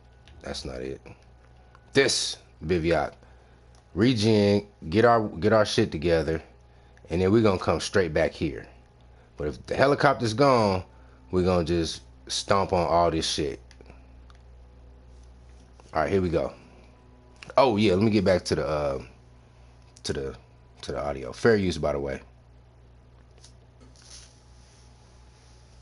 Take those Jordans and do the Gary Vaynerchuk eBay flip challenge. Take those Jordans, put them online on eBay, sell them for what the market allows. Take that money and Now hold on. Let me say this, because the sneakerheads that I work with, I'm not knocking them, because they got a gang of sneakers and they do be flipping them. You know what I'm saying? So if you can monetize that and turn it into a,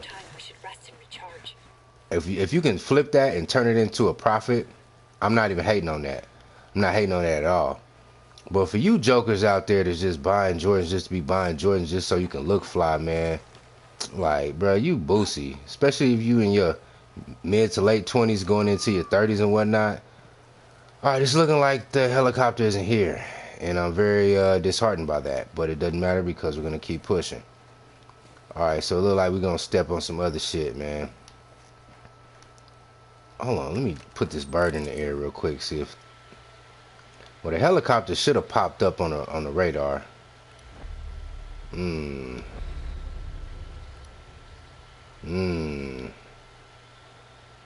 got a helicopter down here?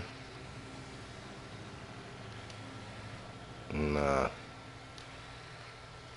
I'm just trying to get you to the room.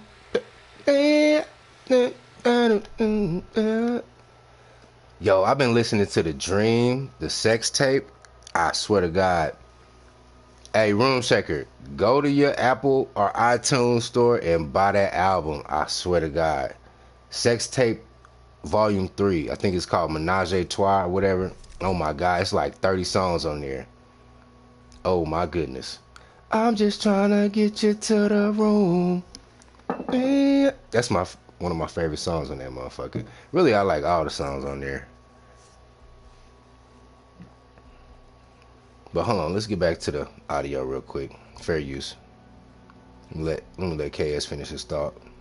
take those Jordans and do the Gary Vaynerchuk eBay flip challenge. Take those Jordans, put them online on eBay, sell them for what the market allows. Take that money and invest it in some kind of certification for yourself. Invest it in some kind of course to learn how to, for Bitcoin or real estate or something. Take it and buy a style consultation. See, that's where we're talking about. Take the stuff. Hey, that nigga smooth with it. You see how he slid that in there real quick? You know what I'm saying? Hey, get you some computer service, get you CDLs or whatever, get you some Bitcoin consultation, but get you a style consultation too. This thing, hey, niggas gonna be, and this was 4 years ago, by the way. This was 4 years ago. Niggas gonna be studying him like Napoleon Bonaparte over the next 4 decades, bruh. Game changer, man. Even though he did rip off a lot of shit, I'm not gonna front, because he stole one of my lines. Yes, he did. If you don't believe me, oh well, fuck you. But he did take some of my shit. He knows who he knew who I was. You know what I'm saying? And rest in peace to that brother, man. I got love for that brother, man. I got love for him. But yeah, he was smooth with it. Hella smooth. Take you a style consult. Book you a session. You know what I'm saying? That nigga was a smooth criminal. You hear me? Hold on. Let me run that back. Y'all gotta hear that shit again. Listen to him. It's a cold motherfucker, man. That cold piece of work. of in some kind of course to learn how to for Bitcoin or real estate or something. Take it and buy a style consultation. See, that's where we're talking about. Take the stuff that you have and flip it and invest back in yourself. But you won't do that. You won't do that because you're more attached to them damn tennis shoes than you are to your own success. You're more attached to what you feel about those shoes than what they can actually do. You know, at the end of the day, you won't do. That's what I'm saying, because niggas acting like they gonna actually get out there and play in the NBA with them motherfuckers. Like, nigga, you not putting up buckets. Nigga, you not even putting up buckets at the park in them motherfuckers. You just got them in boxes sitting in your closet. You know what I'm saying? That's one thing, bruh. Like, if you got more shoes than your old lady, bruh, that's a problem, man. That's just me personally. You know what I mean? Like, Kendra, she kind of criticized me last night. She was like, you like to look in the mirror and shit. You one of them guys, you pass by your reflection and you look at it. Yes, I do. And I do. I'm not going to lie about that. But I'm not one of these, I'm not a clothes horse kind of guy. You know what I'm saying? I got a pair of Steve Madden boots that I wear when I want to dress up. I got a pair of Kyrie's that I play basketball in. I got some PT shoes, which are running shoes. And I got 3 pair of Crocs. That's it. That's all I got. Oh, shit. And I got my old Timberland work boots. I'm going to probably use them as hike boots. I don't know. I might just use my fucking, my boots. My combat boots. But as far as clothes are concerned, you look at my closet right now, all I got like 7 Hawaiian shirts, some t-shirts, some plain tees, some t-shirts with decal on it, a few pairs of cargo shorts, two pair of Levi's. One is like tightly fitted, the other one is fitted but not so tightly fitted. No, I got 3 pair of Levi's, and the third pair is like loose. You know what I'm saying? And I got a pair of cargo Carhartt pants. Like, I'm not a clothes horse like that. You know what I'm saying? One thing about me, my father told me, man, clothes don't make the man. Man make the clothes. You know? Like, one of the things my father told me, he said, I don't wear a lot of name brand stuff for the simple fact I'm not trying to promote them. I'm trying to promote me. You feel me?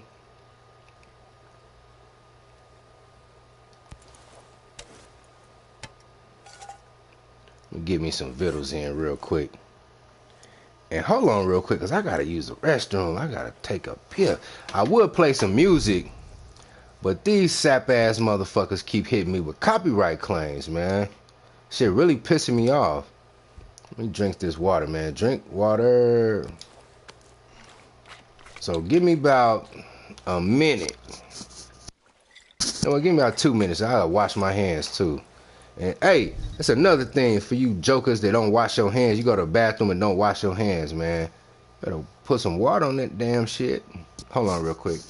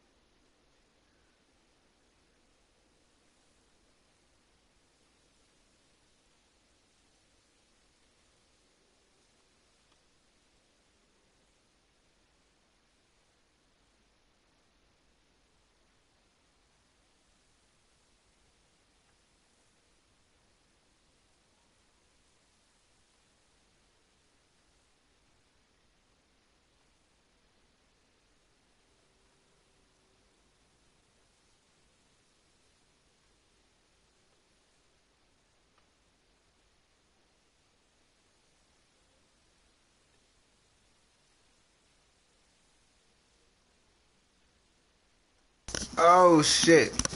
Hey though. Hey, your boy can sing a little bit. I ain't even gonna hold you. I can sing and I can rap. And I'm telling you, by this summer, man, I'm gonna drop something, man. Your boy low key finna blow, man. I ain't even gonna hold you. Podcasting, shit, nigga. Podcasting, music, nigga finna blow, bro. Well, hold on real quick. Let me do a little extra shit, man. This nigga.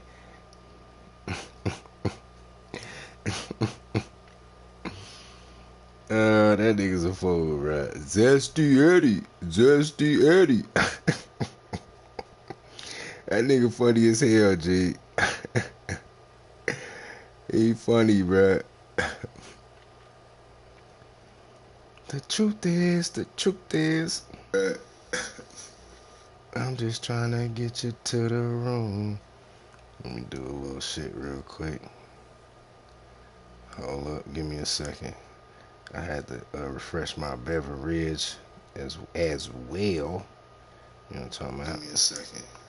I had to refresh my beverage as. Alright, now let me get back to this. Boom. I'm just trying to get you to the room. Yo, this nigga recognized game. I kind of low-key fucks with him. We kind of bumped heads at first, but I really need to tap in, man. I think I really need to check his content out, for real. Recognize game. Because I think I might need to bring him on to the round table, man. We building a coalition around this motherfucker, man. You won't do it because you don't value yourself. Then what they... Alright. Cue up this audio. Fair use. Fair use. can actually do. You know, at the end of the day, you won't do it because you don't value yourself. You want to invest in you because you don't value you. Well, then don't ask the world to place value on you. Don't ask the world to respect you if you don't respect yourself. This is one... Now, you know how you invest in yourself? By getting your body, your mind, and your charisma together. That's how you invest in yourself. Now, I say invest in your body first. Get your body looking right. Get your health in order first. Invest in that first. Then get that other shit. And here we go. We got a fucking helicopter, so we about to go back to Leviathan Island. As a matter of fact, I might not even start up. Let me check out this shit first. I'm gonna check out this shit first, because if they got a bag dude over here, as soon as the funk crack off, he gonna run. So he gonna take the helicopter and run. So I'm gonna knock his noodles off first, and then we gonna just clear this whole thing. Ooh, they got the binoculars. Yeah. Yep. They got that shotgun too. It ain't no blueprint though. I need a blueprint. Fair use, continuing. problem I have, especially with my group of black men. We got to respect ourselves first. We got to carry ourselves in a way that does not matter. Jim Crow, new Jim Crow, racism, such and so forth, blah, blah, blah. My grandfather, his father, all those men had to deal with a hell of a lot more stuff than this. I've never been spit on. I've never been... Now, this is where the shit gets dicey, right? Because even though I am a millennial, I was born in 84. My mother is a baby boomer. She was born in the early 50s. She graduated high school. Her senior year in high school, they desegregated the schools in Arkansas. So remember back in history class when they talked about desegregating the schools in Arkansas? I think it was Brown versus the Board of Education, some shit like that. She actually lived that shit. And she told me she was upset that they did it because when they integrated the schools, her junior year, they all had plans on what they were going to do for their senior year. But as soon as they integrated the schools, their plans got washed to the wayside and they did all the white people shit. And then low key the white people excluded them from their shit, from the shit. So they really didn't do anything for their senior year. You know what I'm saying? Now, fast forward to 2000, they turned the old high school into like the ninth grade center. So when I went to the ninth grade center, I actually walked the same hallways that my mother went to high school in. Hold on, I'm getting kind of emotional right now because I'm, you know what I'm saying? That shit was deep. I walked through history. You know what I'm saying? Now, when I went to this high school down in Arkansas, I swear to God, no lie, they had a white prom queen and king and a black prom queen and king. Now, this is a majority black town. You know what I'm saying? But, you know, the powers that pull the fucking levers are white. You know what I'm saying? It might be a black person, but he's just a figurehead. You feel me? Now, with that said, as far as racism is concerned, yes, it does exist. Racism, you will never hear me say racism doesn't exist. Racism isn't a factor. You will never hear me say that shit. Never. Because it is. It most definitely is. And as a kid, a pre-pubescent, hold on, when did I hit puberty? 13, yeah. A prepubescent teen who went to school in a predominantly white suburb. During gym class, 8th grade, 7th, 8th grade, I had white boys. During gym class, I'm busting their ass out. We playing football during gym class and shit, and I'm busting their ass, and they want to throw me off my game, so what they go to? You guessed it, the N-word with the hard ER on the end. I done got into plenty of scuffles, man. I done put plenty of white boys on their ass, man, behind this shit. And they the same age as me now. They 36, 37 years old. They're moving into fucking managerial positions. And just, what, 25 years ago, they were on the playground or in gym class calling me a nigger. You know what I'm saying? So yeah, it does exist. It still exists. And it's not lost on me that these particular gentlemen are people. They're going to pass this shit down to their kids. You know what I'm saying? So yes, it does exist. It still is a factor. It still affects the productivity of black men. Yes. With that said, that's still no excuse. Because the cream will always rise to the top. The cream will always rise to the top. It doesn't matter if you have a white middle manager who's incompetent and you're just an employee. If you're competent and you play your cards right, you keep your nose to the grindstone and you make the right moves and you seize on certain opportunities, you can usurp your current incompetent middle manager and then work your fucking way up. What the main point I'm trying to say is, don't get down on yourself and use all this bullshit as an excuse to just throw in the towel. You know what I'm saying? And that goes for all race of men who may be listening to my content. You know what I mean? Because I come from mixed background. You know, but my phenotype is on the darker side of things. You know what I mean? So when people see me, they automatically identify me as black. Now they might squint their eyes and be like, man, this nigga look like, I don't know, he look like a Brazilian or an Ethiopian. He look different. He look exotic, but he's still a nigga. You know what I'm saying? So I can't run away from that. You feel me? So I embrace it. I accept it, you know. But never use those things as a crutch to quit. Matter of fact, let me see that. Let me bring up this Apex quotable again. A lot of y'all are using excuses to justify why you losing. Don't be a loser, man. Get the fuck up, man. Get up. Fair use, continuing. I've never seen anyone lynched. I didn't go fight in World War II to fight the Germans and then come back over here and get called nigga. My grandfather was shot and wounded in World War II. Purple Heart came back here and had to be called boy for the majority of his life. His father fought in World War I.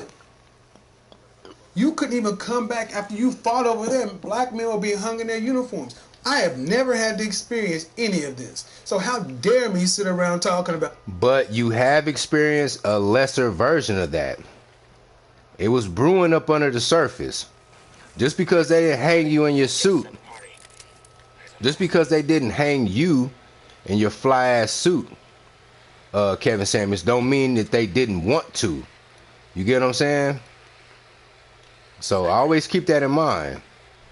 And that goes for you, for these certain right-wing Manispherians. I'm not gonna say any names because I fuck with them, and I fuck with a lot of their political views.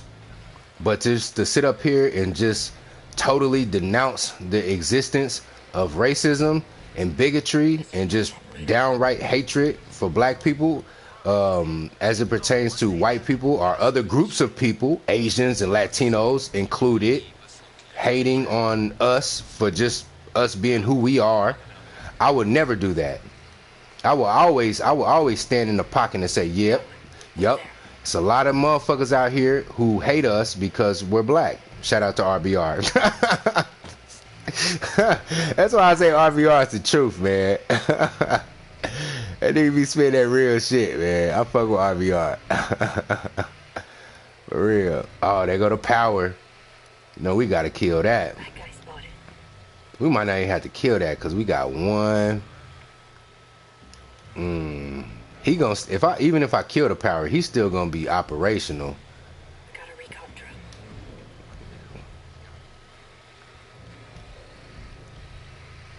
All right, let me move on this helicopter, and then we just gonna come through and just step on this whole shit, man. Oh shit. Hold on, what is? Okay, they just rolling through. Yeah, keep it pushing, bitch. You don't want none of these problems, nigga. Yeah, keep it going, man. Fuck on, bruh. Where you going, though? Let me see where you going. You going around the mountain when she come? Alright. Too easy. But yeah. Alright, hold on. Let me get this motherfucker's pattern. This little R2-D2 motherfucker right here. Yes, a city cherubim drone. Hold on. Drone patrolling city streets to scanning IDs. Okay, he came from here. Oh, it's two of them. Okay, let me get back on this one. See how they rolling. You gonna bust a left or a right? Let me see. Oh, he bust a right. You hear me?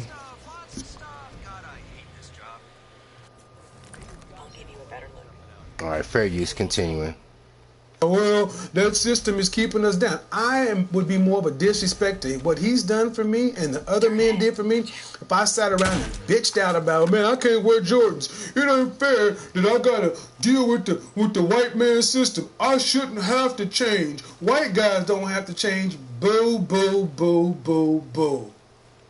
I shouldn't have to change. That's how women act. I shouldn't have to do coulda, woulda, shoulda. Men don't deal in it's not fair. It's not fair. Every time you hear it's not fair, just put a bitch in front of it or after. Men, red pill, always been the same. Players win. Whiners lose. Winners find a way to win. Losers give you reasons why they can't. Point blank, period. Players win. Whiners lose. Winners find a way to win. Losers find a reason why they can't. If you got the balls for this conversation or discussion, call in tonight. If I'm wrong, the phone lines will be open. I dare you to call into this show and tell me why you can't win today. That thing you're watching me on, this mobile device, that Android or the iPhone, is the great equalizer. You can do whatever it is you want to do today. You don't have to have, you can start a business. You don't have to have brick and mortar building, inventory, line of credit, whatever. Whatever you desire to do. Hold on, because Just on the last live stream when I was roasting Zesty Eddie, he was talking about infrastructure. Black men don't have any infrastructure. Nigga, you don't need infrastructure. Just as Kevin Samuels pointed it out. Now you have brothers who can get into construction in the blue collar sector, and that does affect infrastructure. Plumbers, electricians, carpenters, masons, all that shit. That is infrastructure. So for one, Zesty Eddie, what the fuck are you talking about? Black men are not in infrastructure. Furthermore, you don't necessarily, with this economy, you don't necessarily need to be involved in infrastructure. You got a cell phone. All you need is a cell phone, and you can make money off of that. Trading stocks, fucking eBay shit, all that shit. You can do all that shit from your motherfucking cell phone, man. You know what I mean? Globally, at that. This is a global economy. Global. You could sell, just to speak on the sneaker shit, you can get some Jordans and sell some Jordans to a nigga in London, to a nigga in fucking China. You can just copy and paste Michael Jordan's name on that, a signature on that motherfucker, and say, hey, these are some autographed fucking Jordan 11s. And sell them bitches for like $2,000. You feel me?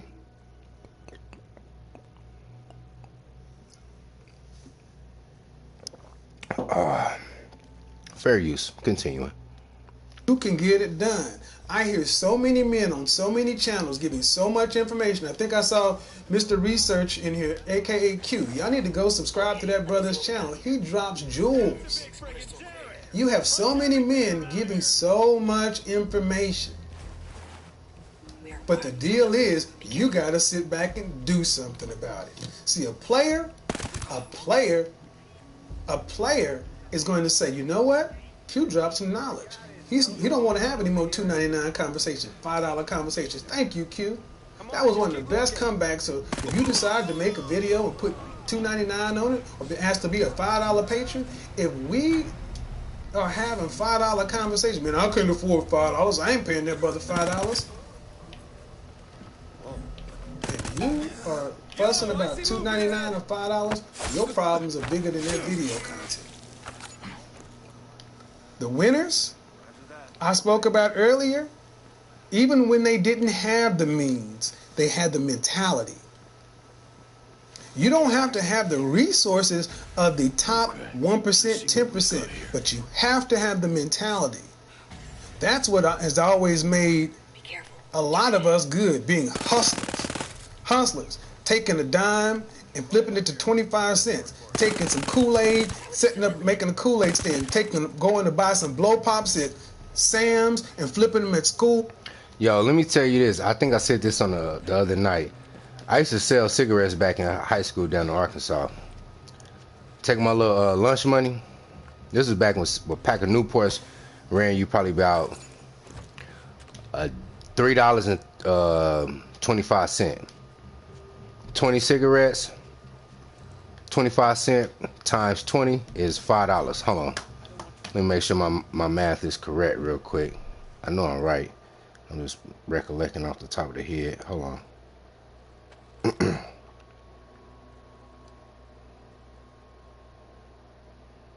Hold on. Kiki, are you with me? Does your mom still have that newspaper clip of us?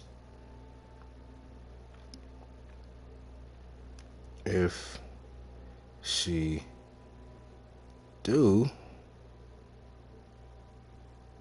send me a screenshot.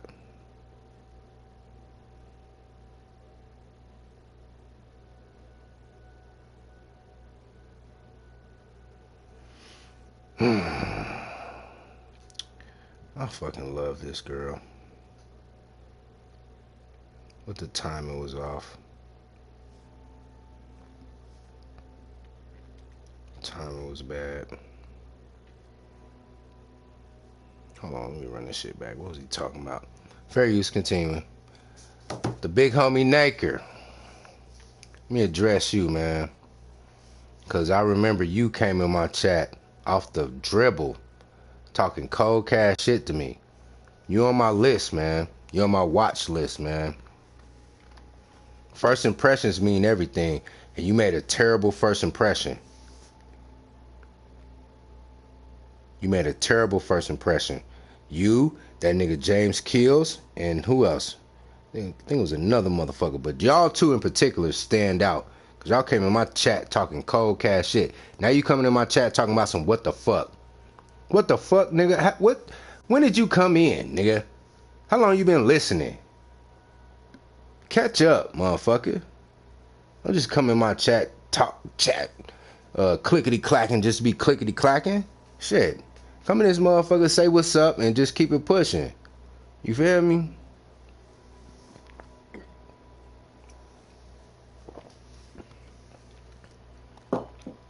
First thing out your mouth is a what the fuck. What do you mean by that? Was that one TikTok dude? What do you mean by that? Well, anyways, fair use, continuing. Taking a dime and flipping it to 25 cents. Taking some Kool-Aid, setting up, making a Kool-Aid stand. That's what I was about to do. God damn, I got sidetracked. Hold on. Shit. Where am I at? Where calculator. Yeah, 0.25 times 20 is 5. Yes, indeed. Yeah, I used to sell cigarettes. Cause niggas would be smoking in the bathroom. Like niggas would go in the bathroom and the smoke will come out into the hallway and shit, and the principal will run in there and niggas would just throw the motherfucking square in the toilet and shit. You know what I'm saying? But I used to get down to like my last 5 squares and shit, and I'd be like, man, these my last 5. I need 75 cents out this motherfucker, or $1. I stang a motherfucker for $1. You hear me? So I buy a pack of squares for probably about $3.25. And I get damn near $10 out that motherfucker, man. And shit, re-up, flip, re-up, flip, re-up, flip. So that hustling shit that he talking about, yeah, that hustling shit is cool when you trying to get on your feet, man. Like when you trying to get on your feet, that hustling shit is cool. You feel me? But it comes a time when you need to transition into business. Hustle is cool when you down, but don't be a hustler all your life. It comes a time when you need to transition from being a hustler to a businessman. And that's one thing that KS really emphasized and that I got from him. If there's anything from his legacy that I took, was be business minded. Don't just be a hustler. Now he's promoting hustlers right now. You feel me? But hold on, let me write this down.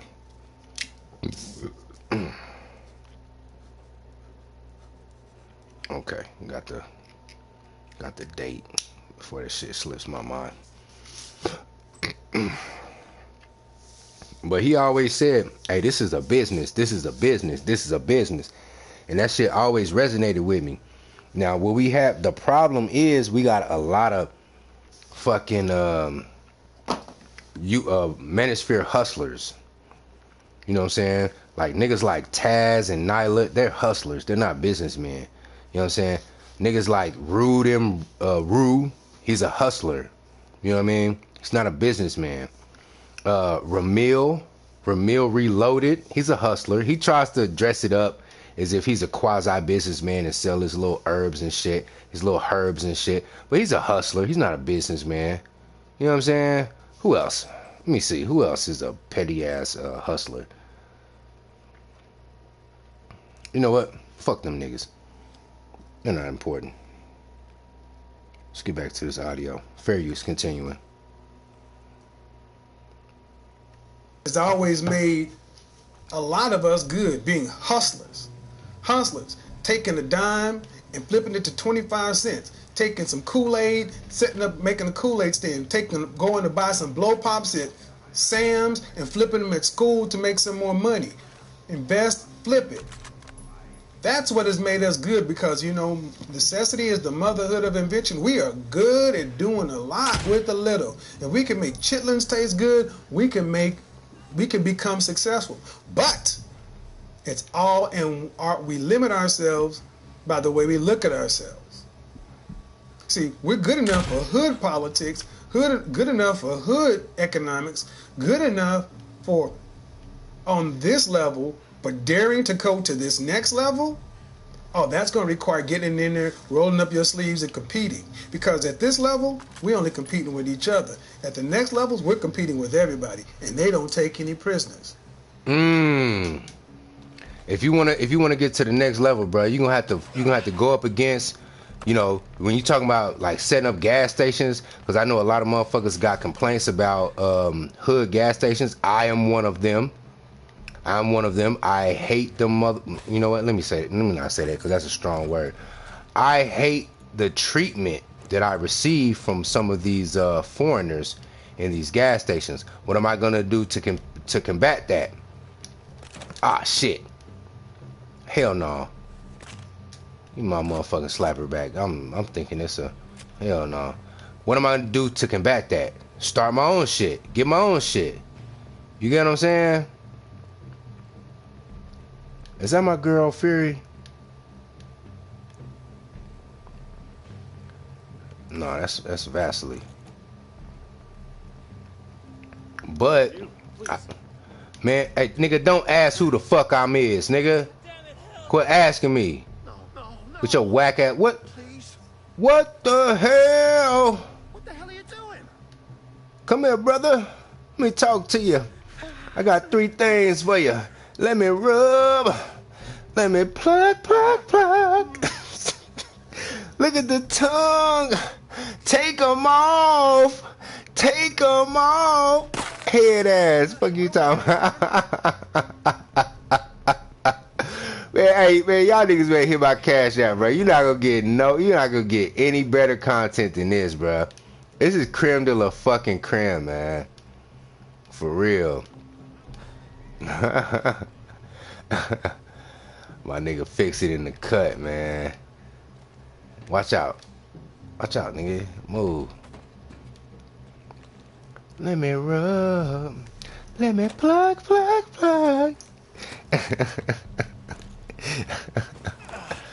Oh shit. But shit, where the fuck was I at? Yeah, okay. So yeah, we gonna need to. Ooh shit. Get him up out of there. Get him up out of there. What's happening? What's happening? Nigga, it's only 3 of y'all left. Matter of fact, handle my lightweights, man. Go hot. Go hot on these niggas, bro. Okay, hold on.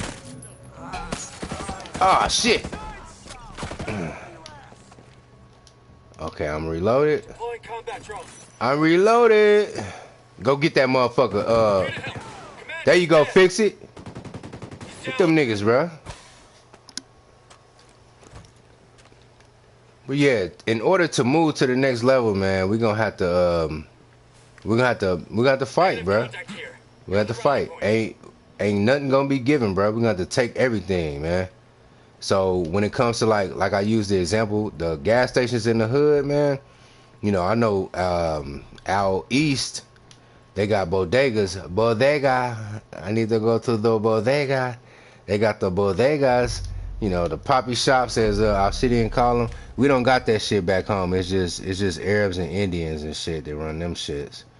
We don't got no bodegas. Unless you go to like the west side where the fucking Mexicans are, then yeah, the Mexicans gonna have their own shit. But if we want to combat the foul treatment that we receive from other motherfuckers in certain customer service settings and what have you, we're gonna have to start our own shit. And when we do that, just know they're gonna be gunning for us. You feel me? They're gonna be like, oh nigga, you wanna stomp with the big dogs, huh? You got the nerve to start your own gas station? Okay. But just know it's not gonna be easy. But losers is gonna wash out, man. The winners gonna be like, fuck it, bring it on. We bring it on all challengers. You know what I mean? Yeah, you know what I mean. This motherfucker got any guns on it? No. That's cool. Yeah, hold on. We got 6 minutes of audio left. We're 2 hours in. Let's go ahead and fair use. Neither should we. And we don't have to. Competing. Because at this level, we're only competing with each other. At the next levels, we're competing with everybody. And they don't take any prisoners. Neither should we. And we don't have to. Men understand something. When men are the best versions of themselves, the world is a better place. Men in general, black men in particular, when you step into your own, when you look at yourself in the mirror and say, you know what, I'm not where I want to be today, but I'm going to do something about it. I'm going to start drinking more water, stop drinking so much soda or pop. I'm going to start doing some push-ups. Drink water. Drink water, fellas. If you don't like the taste of water, get you some motherfucking Mio or something. But drink water.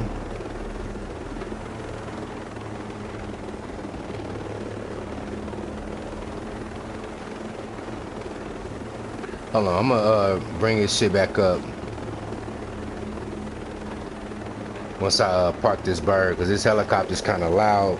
It's kind of drowning out the audio. Let me rub, let me plug, plug, plug. Take them off.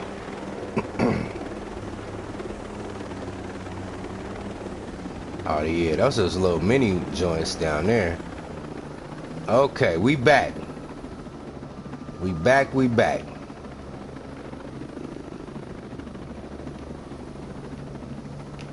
We parked this motherfucker just right. Aww. It don't matter, it's lopsided, but at least some blades ain't clipping on anything.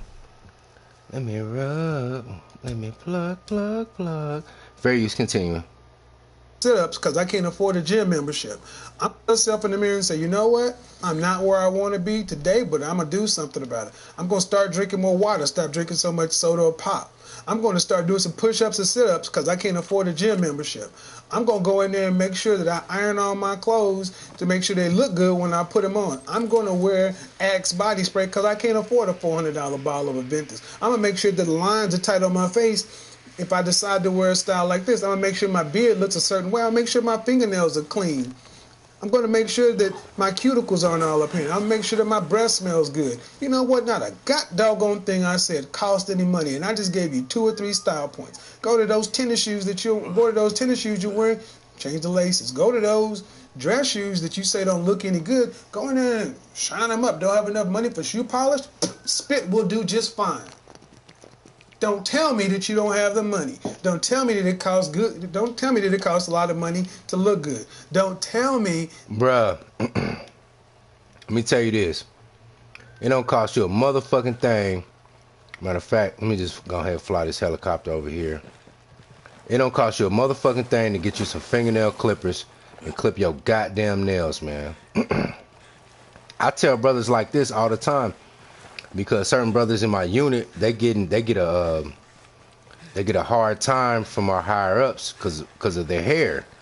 You know what I mean? And they got to go to the PX and get a whack ass haircut from some Asian motherfucker. They don't even know how to cut black folks' hair and shit. And I tell them all the time, I'm like, bruh, a man should always own a pair of clippers, man. You should own if you a brother. Or just a man in general, nigga, you should own a pair of clippers, man.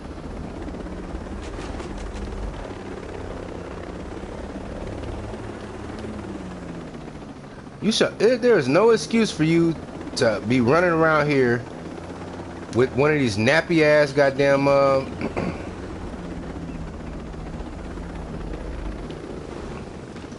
with these nappy ass head looking like a bunch of spiders on your head and shit. No fucking excuse whatsoever.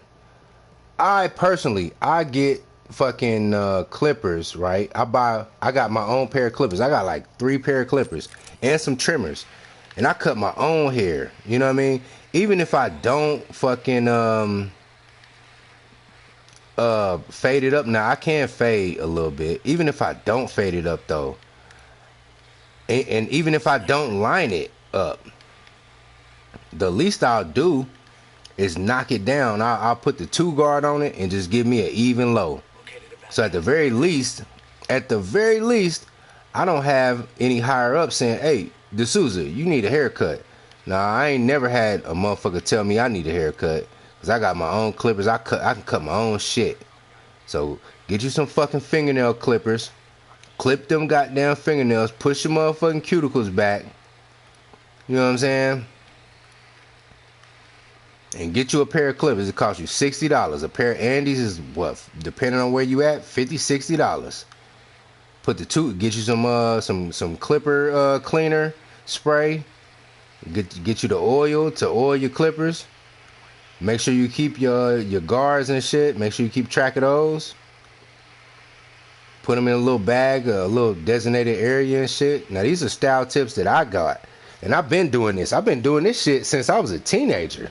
Cause I had a cousin that came up from Arkansas to Missouri, and he used to cut hair, and he brought some clippers up, and when he left me his clippers. So I was using clippers in middle school. I was cutting my own hair in middle school. I cut my own hair, cut everything. You know what I'm saying? Give it an even low or whatever. Moms would still take us to the barbershop, but sometimes I would just experiment and cut on my own shit. You know what I'm saying?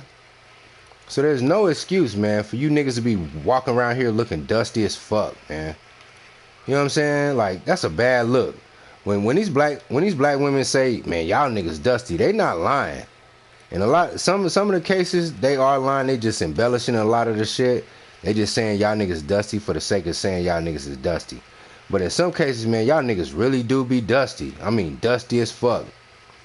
Nappy ass hair, man. All that fucking head looking like some bunch of spiders having a meeting on your head and shit, man. Like fucking what you call it head off of Friday. You know what I'm saying? Ain't no excuse for that shit, man. None whatsoever.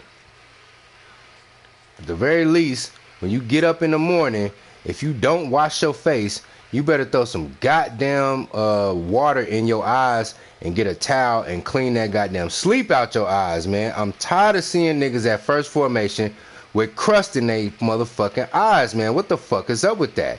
These is grown-ass men, 25, 26, 27. Now, you know when you got that tear and they roll down the outside of your eye and then it dry and then it get like that white shit on it. Now, them white boys can get away with that. Nigga, if you a black-ass motherfucker or you got some sleep coming down the outside of your eye and the shit dry and the crust is showing, you cannot get away with that shit, man. I see that shit. I be wanting to say something to him so bad, but I be like, G, you got it, man. Cause you outrank me. You 26 years old, you a sergeant, I'm just a private. If I tell you something, you probably gonna try to be on some fuck shit. So I'm gonna go ahead and let you live, bruh. It's your world, man. You got it. But get that shit, bruh. Fuck you niggas out walking around here, man, looking dusty. Literally. Niggas be literally dusty, bruh. I be like, what the fuck, man? So yeah, I'm in total agreement with KS on this one, man. Get y'all style game up. Get some motherfucking pride about yourself, man. Let me put these big boys in here so I can knock this shit down real quick. I'm about to get these motherfuckers up out the way. I see a breach. Bye-yow. Nigga, yeah, we here. Let me announce my presence, let you niggas know I'm here. And we hitting all of these motherfuckers right here. Hostile position there. Yeah, search this, nigga. Yeah, we getting them, They know we're here. ain't no quiet shit, nigga. We getting them shits up out of there.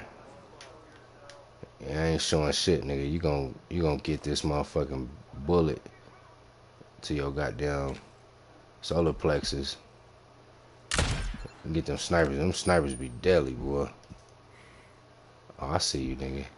Think you can hide? Bye, y'all. Got his ass. All motherfucking day. Let me get him. Hold up. We got another sniper on the bridge right here. Oh, that's cute. He was trying to hide. Hold up. Did I get him? No, I didn't. Nigga, stop moving. Patrick Mahomes. Patrick Mahomes is my spirit animal, nigga. When I got this sniper rifle in my hand. Let me get this other sniper down here, cause let me see. Can he see me? Come on, poke your head up. I know I can't hide forever. I just plan on killing y'all. Hold on, we're gonna get to this audio, and you know what? Matter of fact, let's play this fair use. Fair use. We're gonna go ahead and get this shit out of the way. You got about 5 minutes left. It's something can be done because I have given you over 450 videos. 450 videos on this channel I have created. And most of that stuff has been done inside of 15 months. Don't tell me you don't have the information. You don't have the backbone or tenacity. You don't have the fire to get it done. You don't have the will to succeed. That's your problem. It's not because you lack information. You lack desire. Because at the end of the day, you don't feel like you're worth something. There is no reason that a man today should not be able to succeed on his own terms if he values himself. So you can always go into the comment section and look to see who the winners are and the losers. The losers tend to write paragraphs and they tend to be angry. The winners tend to co-sign with a message, even a harsh one. Tonight, 9 p.m. Central Standard Time, we talk about why MGTOW is necessary. Red pill style for survival. I do believe MGTOW is necessary, but I don't believe that you gotta hate women in order to get what you need to get done. Now let me say this. Let me add on to that. SYSBM is necessary. Yes, it is. I championed SYSBM a few years back. Not even gonna lie. However, after I spoke with the mad bus driver, some of their tenets, some of their core tenets, I did not agree with.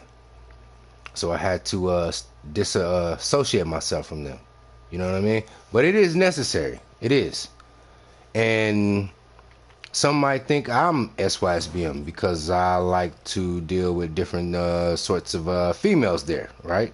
Different ethnicities, right? So you may, one may contrive that I'm SYSBM, but I'm not.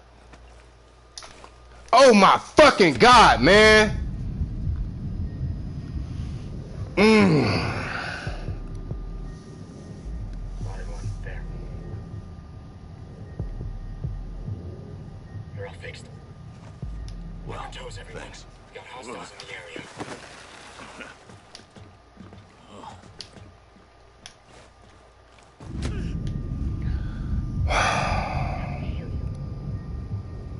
Breacher sighted. This shit pisses me off. Why in the fuck did my parachute deploy? You're all set. Scanning the area. Oh my God, this shit just pisses me off. It doesn't fucking matter. As long as I get over here. Let me collect myself, because now I'm upset. What was I saying? SYSBM. It is necessary. MGTOW is necessary. SYSBM is necessary. Am I MGTOW? No. Am I SYSBM? No. Are they necessary? Yes. Where are you at, you fucker? Find me some targets, yo. I'll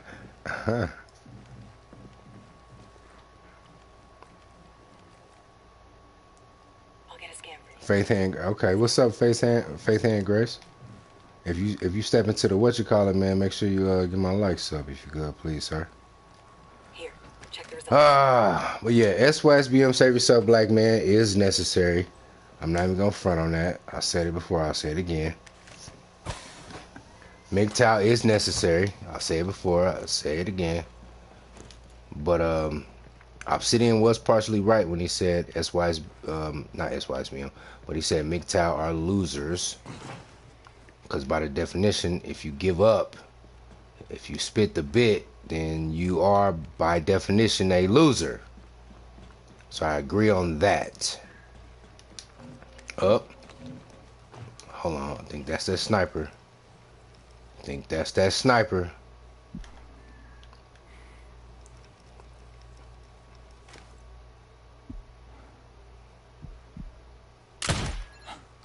Nice shot. Got his ass.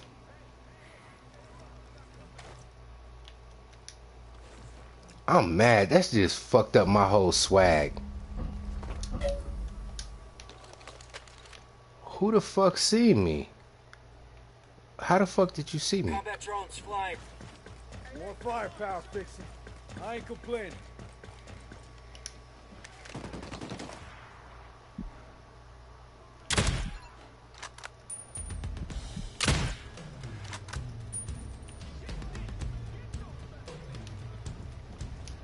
Why we gotta be all that? Why we gotta be all sons of bitches and what have you?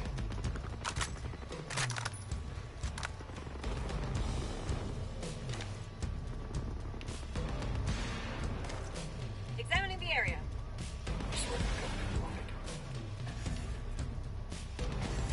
All dangers marked. Hit him where it hurts.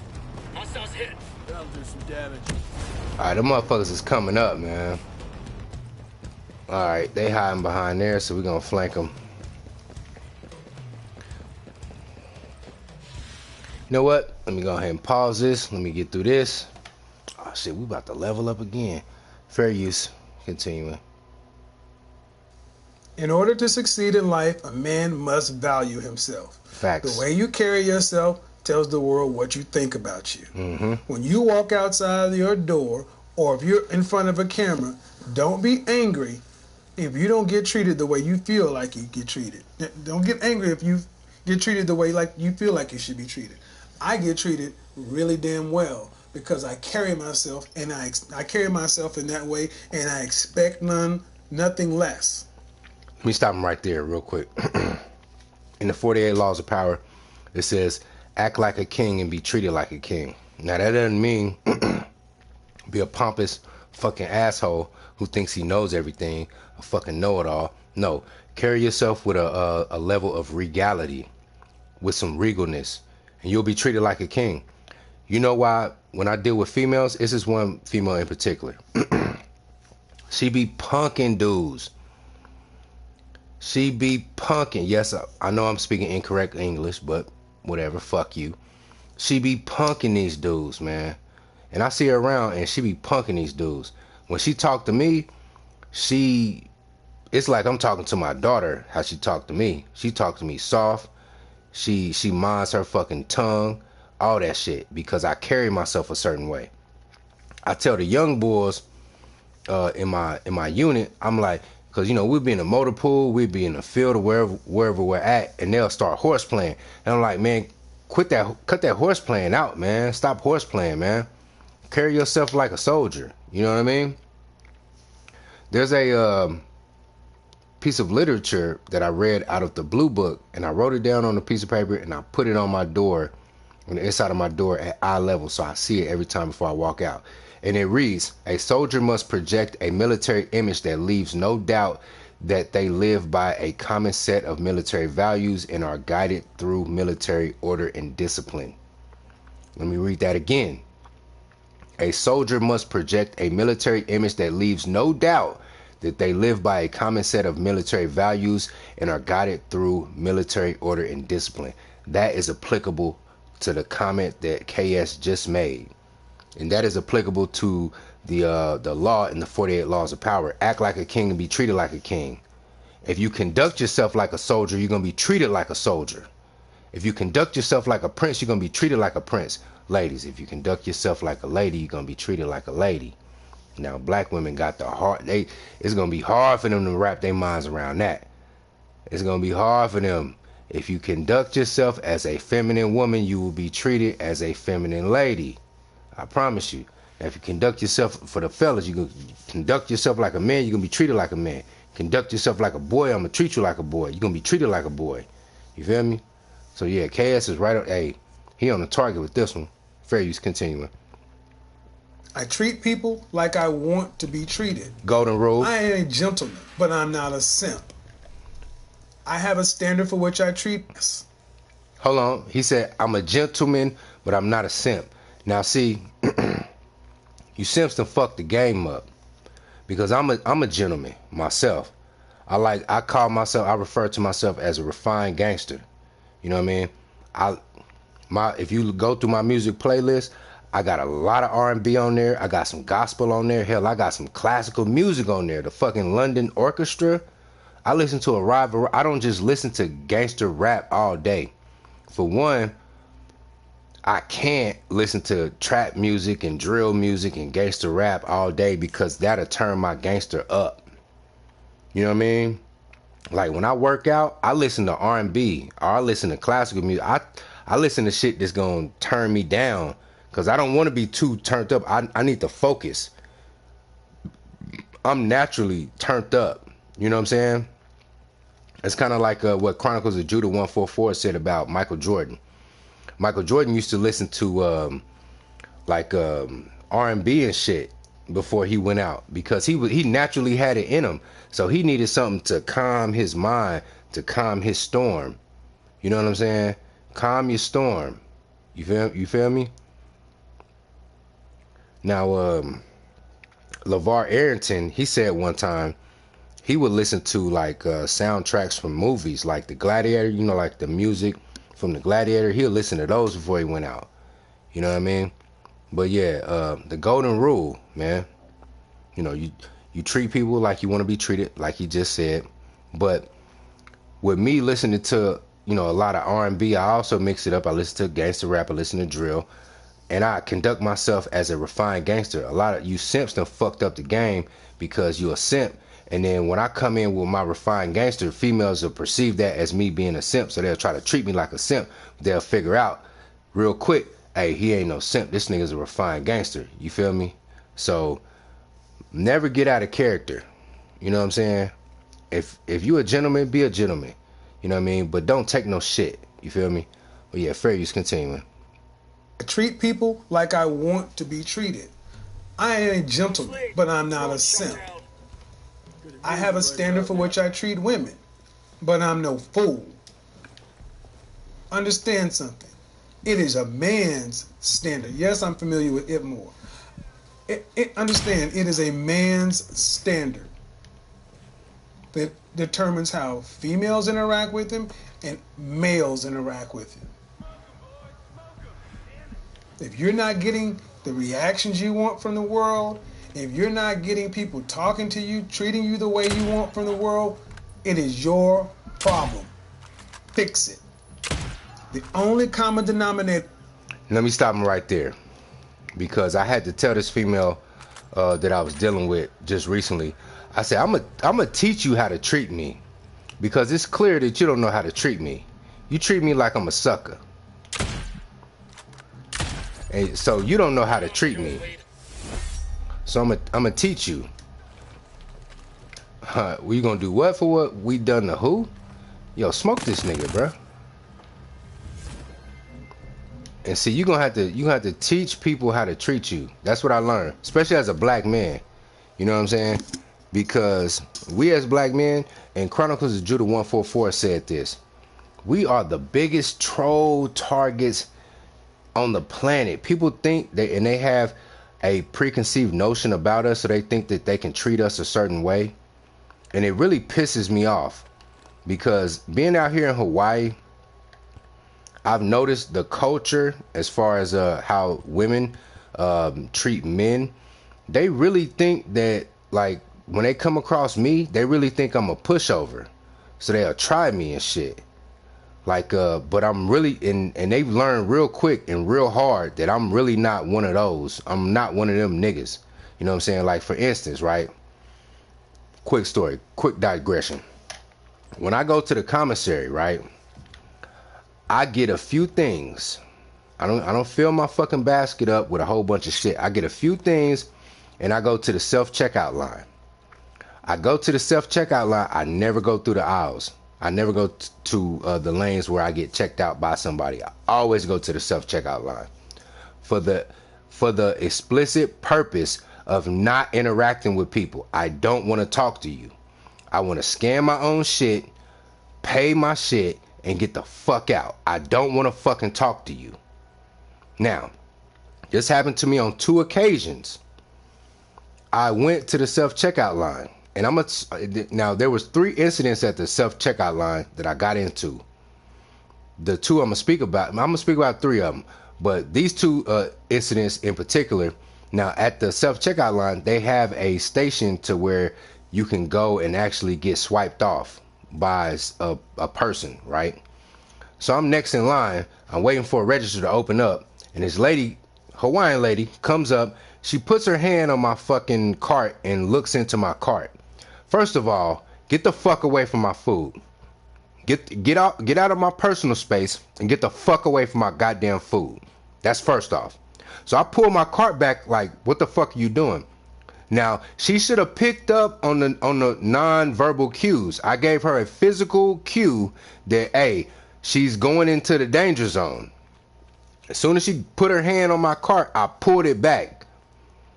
And I looked at her, I gave her a look. And she's like, hey, brother, I can check you out over here. I said, no, thank you. And I said it just like that, sternly.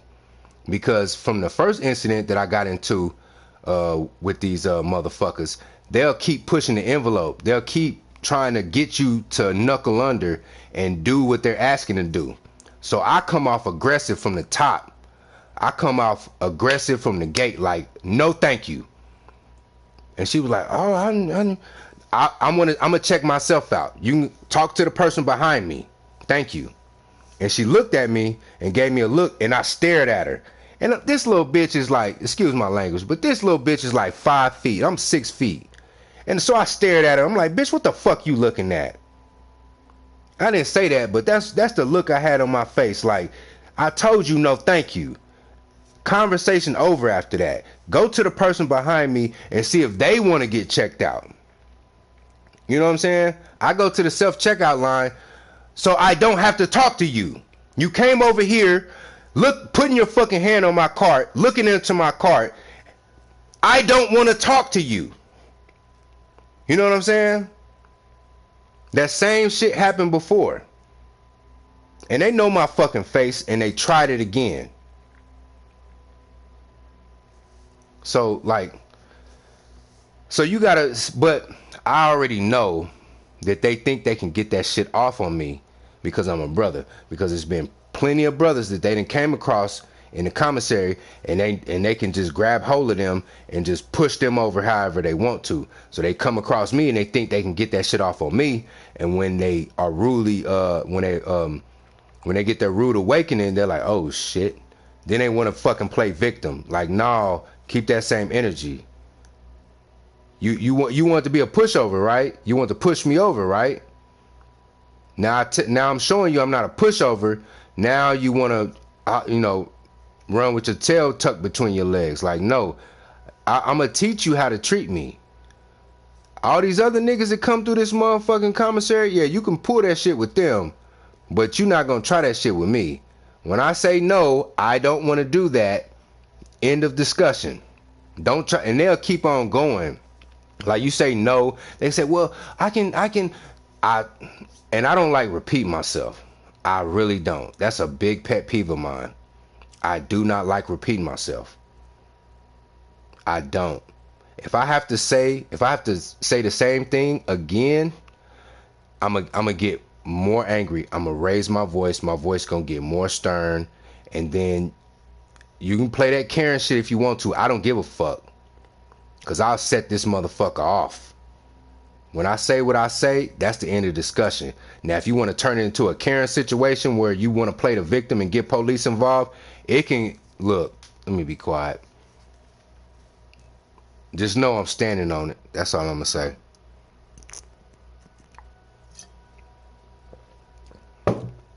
And another thing that I don't like about Hawaii, and I run into this shit a lot at the shop at. I go in there, I'll buy my little nicotine shit, I'll buy cigarettes, or I'll buy a Zen, or I'll buy a dip, or whatever the fuck I'm getting, right?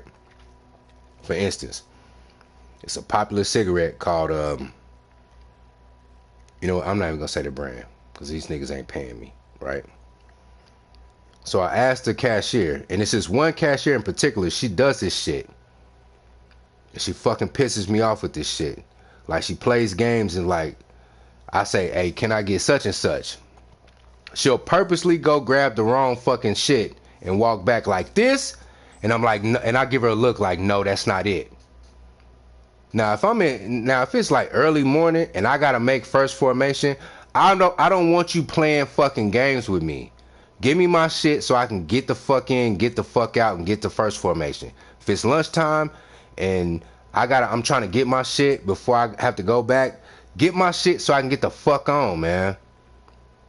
Don't you do this shit all day. When I tell you what brand of cigarette I want, you should already know. Don't come back with the wrong cigarette and play with me like that.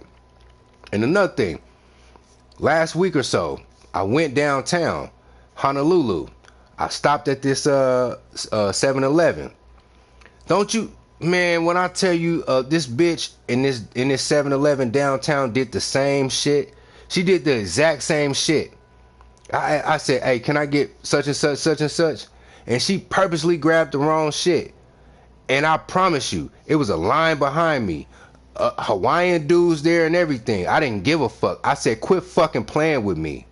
You know what the fuck I said. And I look back and the Hawaiian dudes, I'm waiting for them to say something. I'm waiting for them to say something. Like, I dare you to say something. I just got done talking to this lawyer. I'm pissed. I gotta pay money for certain shit. I am fucking pissed. And this bitch is playing fucking games. You heard what I said. Quit fucking playing with me. And she got the right shit. You know what I mean? That's one thing I don't like about Hawaii. They like to play, and I sit back and watch in line. They don't play them same games with the white boys. They don't play them same games with the Latinos or the Asians. They only play that game with us. And that's because brothers out here on they little boy shit. They not teaching people how to treat us. But if I gotta put the shit on my shoulders and teach all these different people how to treat us, I will do it. I will carry that cross. And just like I told Shorty, she thought she can get that shit off on me, and I told her ass, I'm gonna teach you how to treat me. Cause it's apparent you don't know how to treat me. But I'll teach you, don't worry. Don't worry. I'll teach you. I know I got a little turned up, but that shit be pissing me off, man. For real. Yeah, let's go back to this audio, man. We got what? Literally like 2 minutes and 40 seconds. Actually, it's like 2 minutes and 39 seconds left, but who's counting?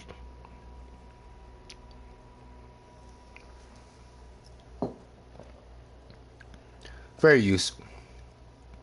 Treating you the way you want from the world, it is your problem. Fix it. The only common denominator in all of those situations is you. The world doesn't have an issue. You have an issue. Man up, face it, say, you know what? I suck in algebra. I suck in calculus. I suck here. Take your L, let it be a learning lesson, go get a tutor. Do what you need to do. But stop complaining. Please, please, please, gentlemen, stop complaining. I'm going to tell you, I'm going to wrap this up. I don't argue with women. I don't argue with women. I don't debate with women. Especially when women come in and asking me, well, why should it be? I don't do that. In my comment section, I don't argue with men either. I let the work speak for itself. If a video I drop has a 90+% like ratio and 90+% of the comments in there are on point with the message, that's my answer. If you as a man come to my channel, throw shade, whatever, such and so forth, more likely than not, I'm going to pin your comment as an object lesson to show why this kind of thinking is keeping you stuck. It's not the message, it's not the messenger that you have a problem with. It's the message. Stop arguing with women, stop debating women, stop debating with other men who are out here trying to help you improve yourself. Improve you, your outcomes will improve. And here's the last thing. Combat I have yet to have someone come tell me or make a valid argument against self-improvement. Even if you want to go MGTOW, Self-improvement. even if you want to go back to a segregated society, even if you were 100% right on every talking point you have, I hit one. I have yet to have anyone tell me the downsides to Kill them all self-improvement. here. En route to you. Because there are no downsides to it. You're still here. Life is still moving. You have a chance to change from this message forward. Or you have a chance, or you can make the choice to stay stuck. The world doesn't owe you anything that you're not willing to give yourself. If you want better, do better. Till next time, talk at you later. Big facts. Big facts, big homie. Rest in peace. We go ahead and thumb this shit up. Drone's decommissioned. World don't owe you shit. Mission. World don't owe you shit. Let me go to this nigga channel, man. The big homie Naker. What the fuck is your goddamn content, nigga? You literally got one subscriber. Yeah, RPKS, man. You got one subscriber and no content. Literally, no content. You don't even got shit on your fucking playlist. There ain't even shit in your about section. You literally started this channel 2 years ago, December 1st, 2020. And you think you can be in my fucking chat talking about some what the fuck? Nigga, get some fucking content, nigga. Shit. You can't what the fuck in my goddamn chat, bruh. And I'm looking at your motherfucking profile picture, bruh, with your hairline pushed all the way back and shit. If you don't get your old hair restoration needing ass up out of here, boy. Oh, just for men looking ass.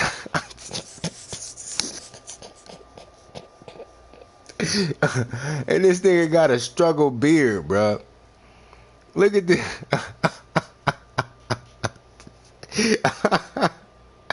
Hold up, G. You know what? I'm about to make you famous, nigga. I'm about to make you famous, motherfucker. Oh yeah, nigga. Let me save this nigga profile picture. Oh, everything, bruh. Hey, Patriarch, click on this nigga name, bruh. The big homie Naked. Just click on his name, bruh. Oh, you see his shit in the chat, bruh. Yo, screenshot that shit and zoom in on that picture, bruh. This shit is funny as hell, man. He's gonna just put some Rogaine in that shit. You better put some water on that damn shit. You better put some Rogaine on that damn shit. That nigga hairline saying retreat. Fall back. Fall back. Hey, you know what I be in the shit on this motherfucker and they be telling me to fall back. That's what that nigga hairline be saying. Fall back. Oh my god, that shit funny as hell, G.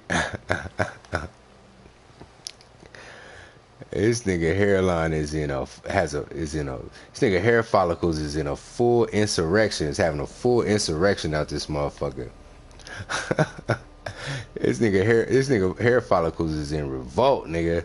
They like, hell no, fuck this shit. We tired of growing.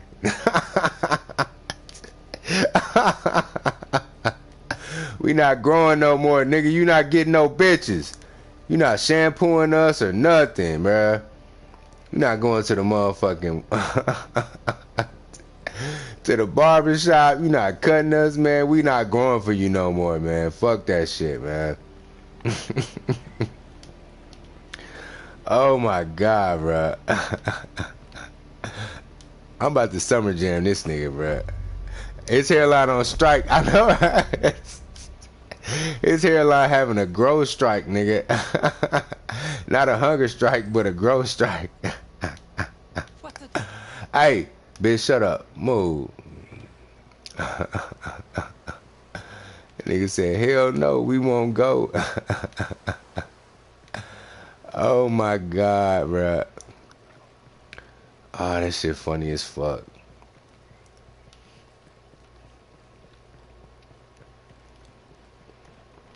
Oh, hold up. Let me get this box right here. Look what this shit is. Okay, what we got here? Hold up. We got some little things up there. Alright, let me go in. Ooh. Take that money. You don't need it. You don't need it.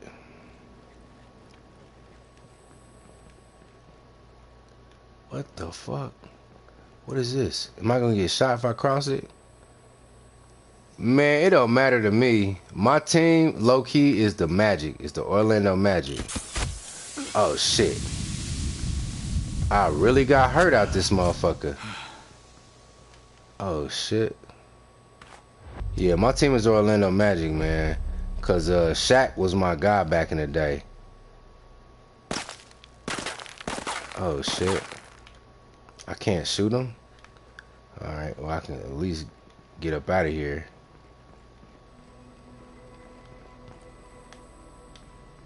Hold on, let me see if my sensor set that shit, if my drone set it off.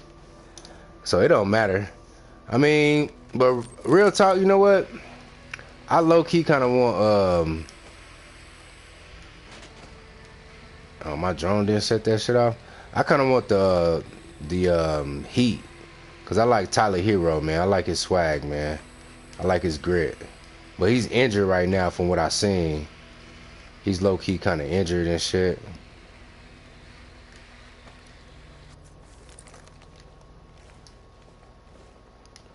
Yeah, I'm kind of rooting for Tyler Hero. Yeah, and Jimmy Butler back on the Heat, too?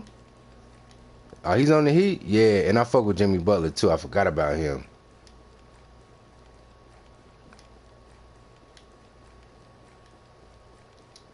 Why am I crouching? I don't need to crouch. Yeah, man. Yeah, man. He be putting motherfuckers in their place. Man, put the weed in the bag, then get money. Let me see what we got here.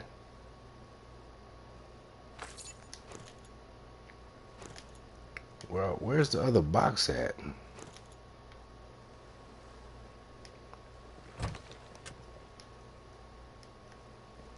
Where is the other box? Am I tripping? Please. Well, if you keep talking, you're gonna get trouble, so I advise you to be quiet. Quit talking to me. I didn't ask you for your opinion. But who won? Tell me who won. You said you was watching the game.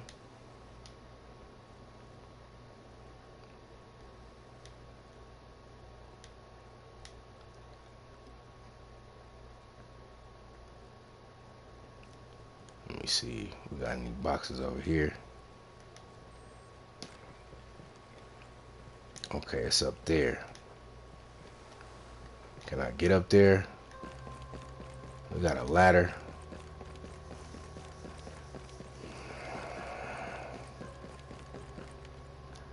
No, I'm gonna have to catch that on the back end.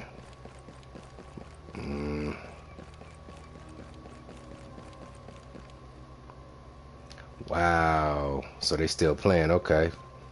Hey, what's the series count though? Let me know that.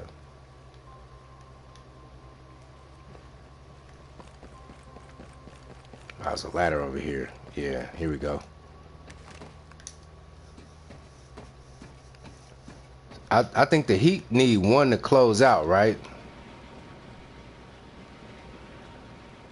They just need to win this one to close it out.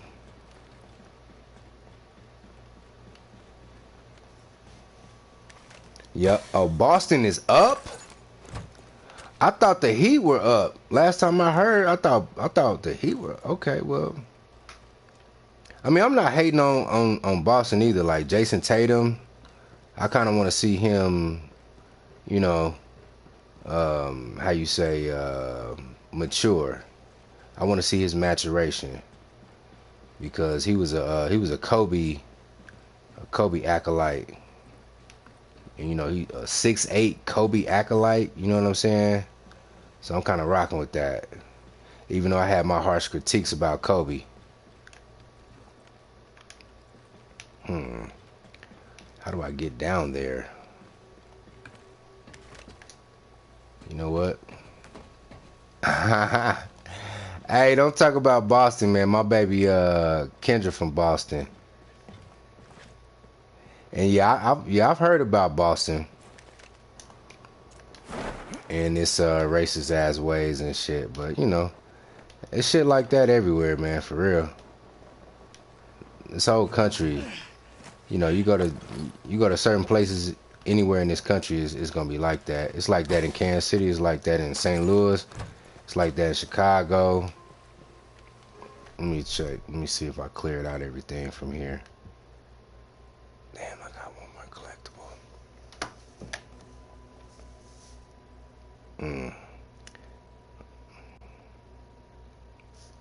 Let me see. Kiki hit me back. What she say? Hold up.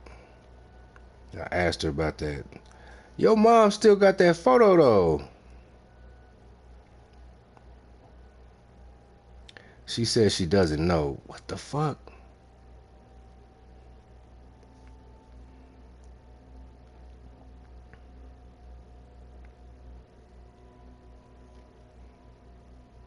Well, send me any pictures you have of us, please. Thank you. Man, I love this girl, man. I loved her. I wish she would have did right. What's up? Talk to me. What's on your mind? Where is this last collectible? I might just say fuck it on the real. Nah, I'm gonna get it. I'm gonna be thorough.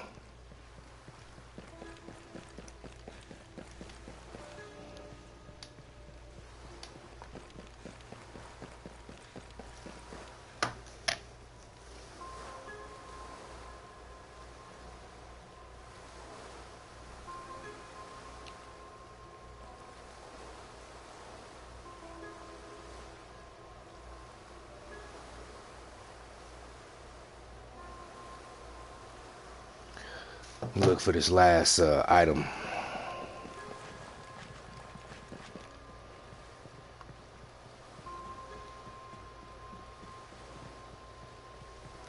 And we done put in so much work around this motherfucker. And this is a big ass installation, like multi-layered and shit. I don't like this shit, man. Ah, here we go. All right, where is it at? Where is it at? Is it up there? Let me get close to it. It must be up there. So we gotta go up.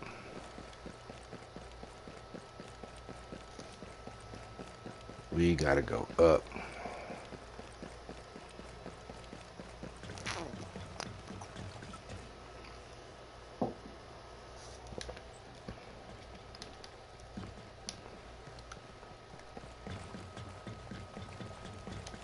You know what? Let me go up one more level.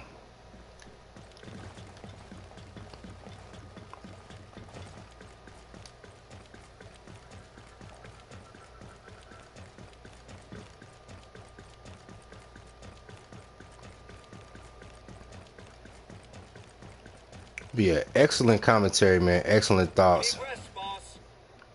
Okay. My girl sister keeps sending me strong ass tuning signals.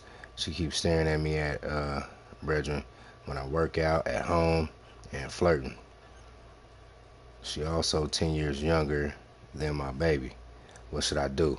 Well, in the scriptures it say you shouldn't lie with a woman's sister. So I'm gonna point you in that direction. shouldn't lie with a woman's sister, her auntie, her mother. You know what I mean? So that shit right there, that's a no-no. As personally. Now if it was like her friend, then yeah, I would go ahead and just, you know, do that there. You feel me?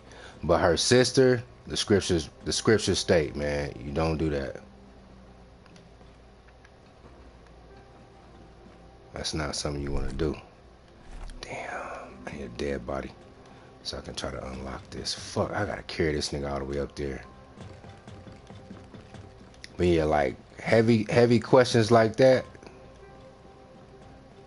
Yeah.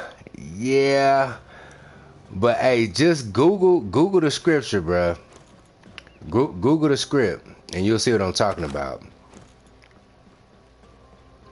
You'll see what I'm talking about. See the law wasn't writ back when Jacob got his wives. The law wasn't writ just yet. But when the law got into canon, when the law was, you know, put into place, you know, different rules applied. You feel me? That's all I'm saying. But at the end of the day, it's your life. You know what I'm saying? It's your life.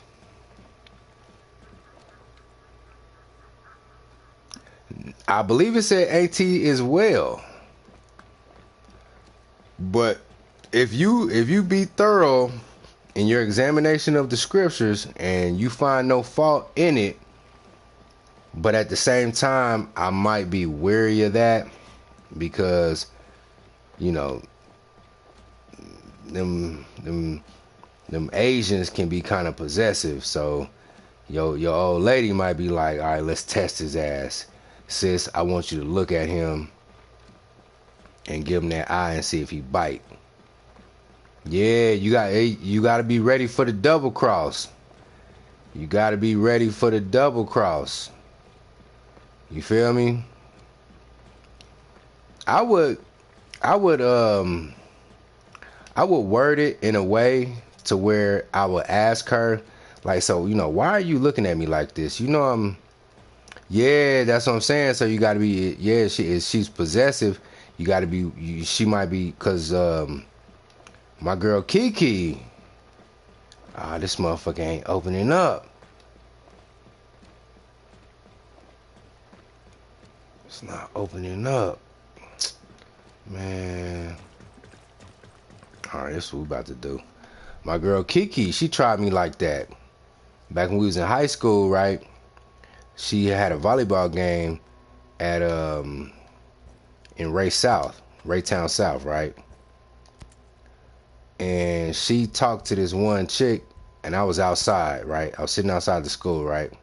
She talked to this one chick. She was like, go out there and talk to my boyfriend and try to see if he'll bite. And I knew it was a setup. I just knew something was up. Like, I'm like, I'm not finna sit up here and holler at another chick at my girl's volleyball game. I'm not gonna do that. You know what I'm saying? I'm not messy like that. You feel me? But I knew something was up. Just something in my spirit, so I played it cool. And Kiki ended up divulging to me later. She was like, "Yeah, I was trying to see if you was gonna cheat on me." But if I were you, this is how I word it when talking to the little sis. I would say, "Hey, why are you looking at me like that? You know that me and your sister is, you know, we doing our thing, right? So why are you doing this?" You know what I'm saying? And see what she say after that. Because she probably, now if you come through, shit. How the fuck can I get that collect? This, you know what? It's a lost cause. Because if you come up and just be like, "Hey, yo, what's up? I'm trying to get with you. I see you looking at me." That's gonna be a bad look. So you got to put the ball in her court. You got to be like, "Hey, you know I'm fucking with your sister heavy, so why are you doing this?" And if she be like, "Cause I like you and I fuck with you," then you be like, "Man, you know if we fuck around, you gonna fuck up my shit with your sister." And then she be like, "Well, I don't care." and then you know you hit her with the fucking I'm a man and I'm weak for the flesh type of shit, that might get you a little leeway. I don't know. I don't know. Don't take my word for it. I'm just saying what I might do. You feel me? But I hope you got some edification out of that. Hold on, let me see what this is.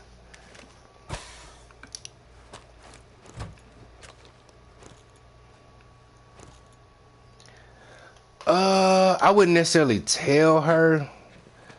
I wouldn't necessarily tell her. I would talk to the sis first and just kind of get that out in the open. Because if they're in cahoots, she's gonna tell the sister anyway, like, yo, he wasn't biting. You know what I'm saying? So I would just sit back. I would first confront the sister, like, yo, why are you coming on to me like this? Look at that. Ain't God good? We made it back to the original helicopter that we landed on this motherfucker. God is good. Let's see, where else we going? We done cleared this motherfucker out. Besides one little collectible, a bribe list.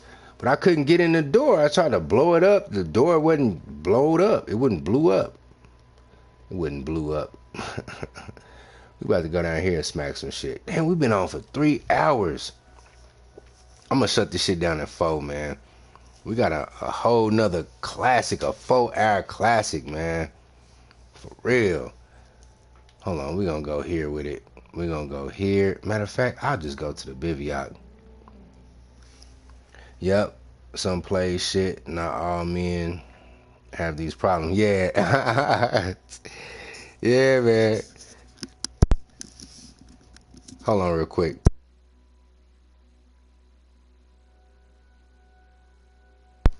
Those are good problems, though. You feel me?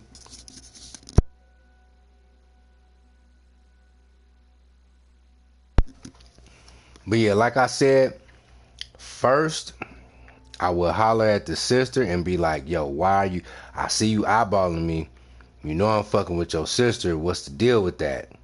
And then play it from there. And then back off. And if she's in cahoots with her sister, she gonna run back to her sister and be like, he wasn't biting. And then engage your gal's behavior after that. So once you confront the little sister on her behavior and she runs back and tells the big sister and tells your gal what was going on, watch your gal's behavior, because your gal gonna come back, she gonna be more loving. You know what I'm saying? If her behavior changes and she's more affectionate towards you because you confronted the little sister on the shit she was doing, then you know they were in cahoots. But if her behavior doesn't change and she remains, you know, at homeostasis and like nothing changes, then you know they weren't in cahoots. You get me? And she really was genuinely trying to get with you. You feel me? Let me know if you understand, if I need to reword what I just said. If you got that game, man. Okay, bars. Too easy. You got it. All right. Let's go to this bivouac, man, and catch a breather, man, because that was a big ass installation we just took over, man. We died, came back. I fucking went down 2 times on the second go around. Sheesh. I need to eat, drink, stretch. I need to do all that shit. Matter of fact, I'm about to go through all of that shit. For real. I'm about to give me something to eat. I'm about to stretch. I'm about to clean the weapons. Give me something to drink. I'm about to do all that shit, man.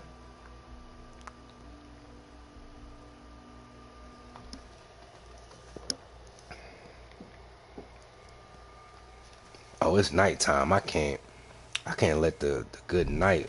What time is it? I'm saying they suppress. Hey, look, I did back on my other channel. Motherfuckers will hop in my comment section and be like, "Nigga, you are a legend, bruh. You are a legend. Like, nigga, you should blow up." But I know. Let me tell you this. Back early on my other channel, I got a peculiar message, a peculiar comment in my comment section. And the way that the comment was verbed, I kind of got a sense that it was somebody who worked at YouTube. Because I was using a lot of hashtags and shit, trying to get my shit out there, right? This particular comment went something like this. they said, "You're dangerous." That's what they said. They said, "You're dangerous." And they said some other shit too, but that really stuck out to me. They was like, "You're dangerous." So I'm like, was that somebody from YouTube? Because I noticed like they started suppressing my views, suppressing my subs and shit, not putting me in algorithms and shit. So yeah, I already know I'm shadow banned. You know what I mean? Because like, if you notice, after I do a live stream, I'll make a commercial, a little short, and then I'll say, "Hey, new live stream up." It'll be in the first pinned comment below. Woo woo woo. That's because my shit don't post. My shit won't post for like 2 or 3 days. I'll do a live stream and it will not post for like 3 days. And I talked to David about this. He'll be like, man, my shit posts like 30 minutes to an hour afterwards. I'm like, bruh, my shit. Sometimes it'll post right after. Sometimes it'll be like 3-4 days. So I can't wait. I can't leave it up to chance. So I gotta go through, click on this stream, copy the link, make a short on both of my channels, and be like, hey, tap into this. You know what I'm saying? Just so I can. It's an extra step, and it's bullshit. If you ask me, it's bullshit that I have to do an extra step to even get my views. But yeah, I'm shadow banned, man. I'm already knowing, bro. I should be on Kevin Samuels level. I should at the very least, be 100,000. I'm already knowing. But we gonna take the stairs, man. We gonna take the stairs, bro. And hey, Patriotic Turner, hey, I'm rocking with you, bro, because you a day one. You a day one on this channel. I don't know if you was a day one on the other channel, but you a day one on this channel. You know what I'm saying? So, and I'm gonna just enjoy the journey, because when I do get up to like 5,000, 10,000, 20,000, my chat gonna be stupid. So I'm not gonna be able to correspond with you like this. You know what I'm saying? Like, these are like, it's kind of like a musician, right? A musician that he can sell out Madison Square Garden and play in big arenas and shit, but he enjoys going to the little bars and doing his shit in the little bars because it's a more intimate setting. Pause. Big pause. You feel me? So even with my little 74, 75 subs, and I got 1 or 2 people in the chat, I kind of like this shit because I get to, you know what I'm saying, interact with y'all more. Now, if I was on like Kevin Samuels level, 1.4 mil, or I was on cracking 100,000, I wouldn't be able to get to all y'all like that. You know what I'm saying? I would need an assistant to scour the comment section, to scour the chat and pick certain comments, and then I would respond to your said comment from there. You know what I mean? But going forward, I'm gonna take the Jason Black approach. Once I get my audio on my computer and shit figured out, I'm gonna tap into Blog Talk, and dumbass niggas like Big Homie Naker, they're gonna be required to call up and talk in real time. Oh, matter of fact, hold on. Let me give Room Shaker a wrench. You know what? I'm not gonna give her a wrench because she's not on right now, because I need to brief her. And ZG, I want to give you a wrench as well, but you're not on. But I'm a sub to you anyway. I'm a sub to you because you're a gamer. I see the shit. You Fortnite. Grizzly Bear. Okay. I'm a sub to you, G. I just subbed to you, ZG. Let me see when you put your about. When did you start? Oh, you started 2 years ago. Let me see what your oldest shit. Fuck. Go back. Let me go through here real quick. Go to channel. See what your oldest video is. Live streams. Okay, you got a lot more live streams. Let me see. Okay, so you just started posting like 6 months ago. You've been had a channel since 2020 for about 2 years, but you just started posting 6 months ago. Okay. I'ma fuck with you though, on the real. Now, this stream been going on for a long time, so I don't know. I'll see. I'll see about tapping in with you, but I'm definitely gonna send you a friend request on PlayStation Network, and we definitely gonna tap in. But yeah, what the fuck was I saying? Yeah, like I'm gonna get that blog talk shit. And when these bitch ass niggas come in my chat talking shit like this punk ass this old hair loss club for men ass nigga, big homie Naker, or that nigga, or that weird ass nigga James Keels. When he come in my chat talking shit, I'm like, hey nigga, here's the phone number. Call in. If you don't call, you got 2 minutes to call in. If you don't call in, you will be banned. You know what I'm saying? Shout out to the big homie TBA. You will be banned. So you will be required to call in. You know what I'm saying? But that's in the making, right? Right now, we just on the ground level, man. But hold on, let me do these preparations, man. We got to go through the whole gambit. Okay, 40 seconds. Who got ball, though? Because that's crucial. That's 2 shot clocks.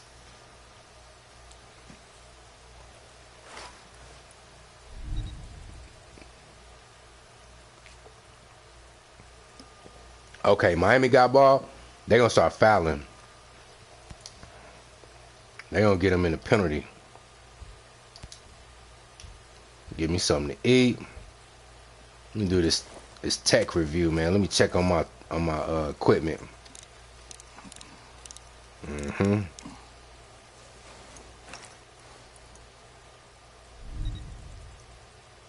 Drone speed 50%. I mean 40%. I'm gonna do some stretching, man. I need to do some stretching myself. You know what? I've been lifting weights. I've been going hard in the weight room, man. I think I'm gonna go to the park tomorrow, man, do some yoga. That's all the stretching you gonna do? That's it? What the fuck? Let me check these weapons, though. Clean this gun, man. Bro, that is not my FN, man. They should have had your weapon that you have, your pistol that you have.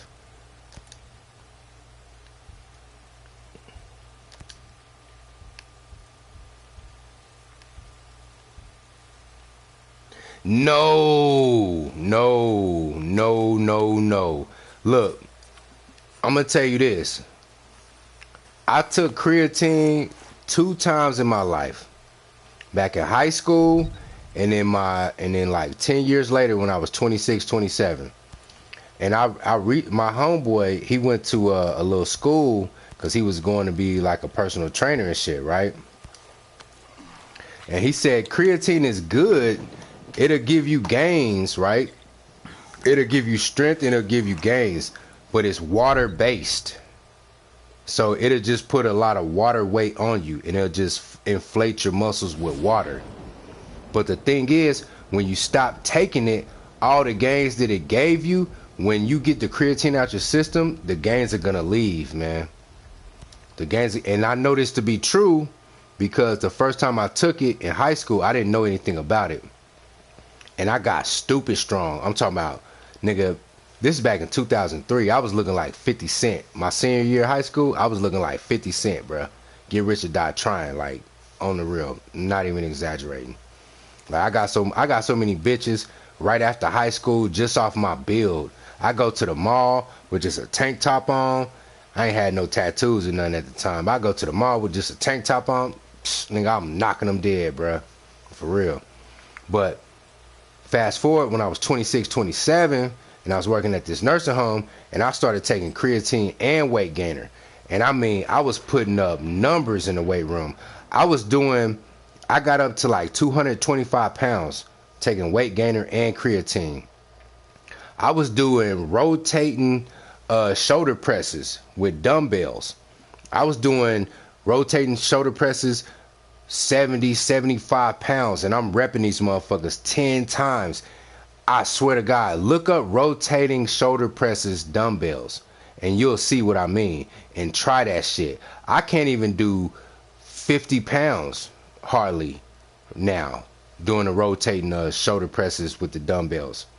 And I'm doing I can do probably maybe 3 reps on the 50 pounders right now. But back then when I was taking the creatine, bro, I'm doing 75 pounds, 10 reps. Like I was stupid strong. And I said, you know what? I'm gonna stop taking this shit. I stopped taking the creatine, but I didn't stop lifting. And guess what? I started getting weaker. When that creatine got out my system, I was getting weaker, bruh. I swear to God. So I don't fuck with creatine to this day. I tell motherfuckers stay away from that shit. On the real. I'm not gonna knock you if you want to do it. It'll work, but you just gotta keep taking it. You don't stop taking it. If you start taking it, don't stop taking it. And if you stop taking it, be prepared to lose some gains and just know that you're gonna have to regain that shit. So yeah, I try to stay natural. I just do vitamins and hold on, let me get my my shit, because I do take like protein shake, but it's more of like a recovery deal. I'm gonna go ahead and drop this on you. Hold on, where's that shit? Here we go. The recovery shit that I take the Optimum Nutrition, and it's the gold standard 100% whey. So look that up. It's ON, Optimum Nutrition, gold standard 100% whey. And it is for muscle support and recovery. 24 grams of protein, 5.5 grams of BCAAs. Now the grams of protein helps build and maintain muscle. The BCAAs supports endurance and recovery. So yeah, that's what I do.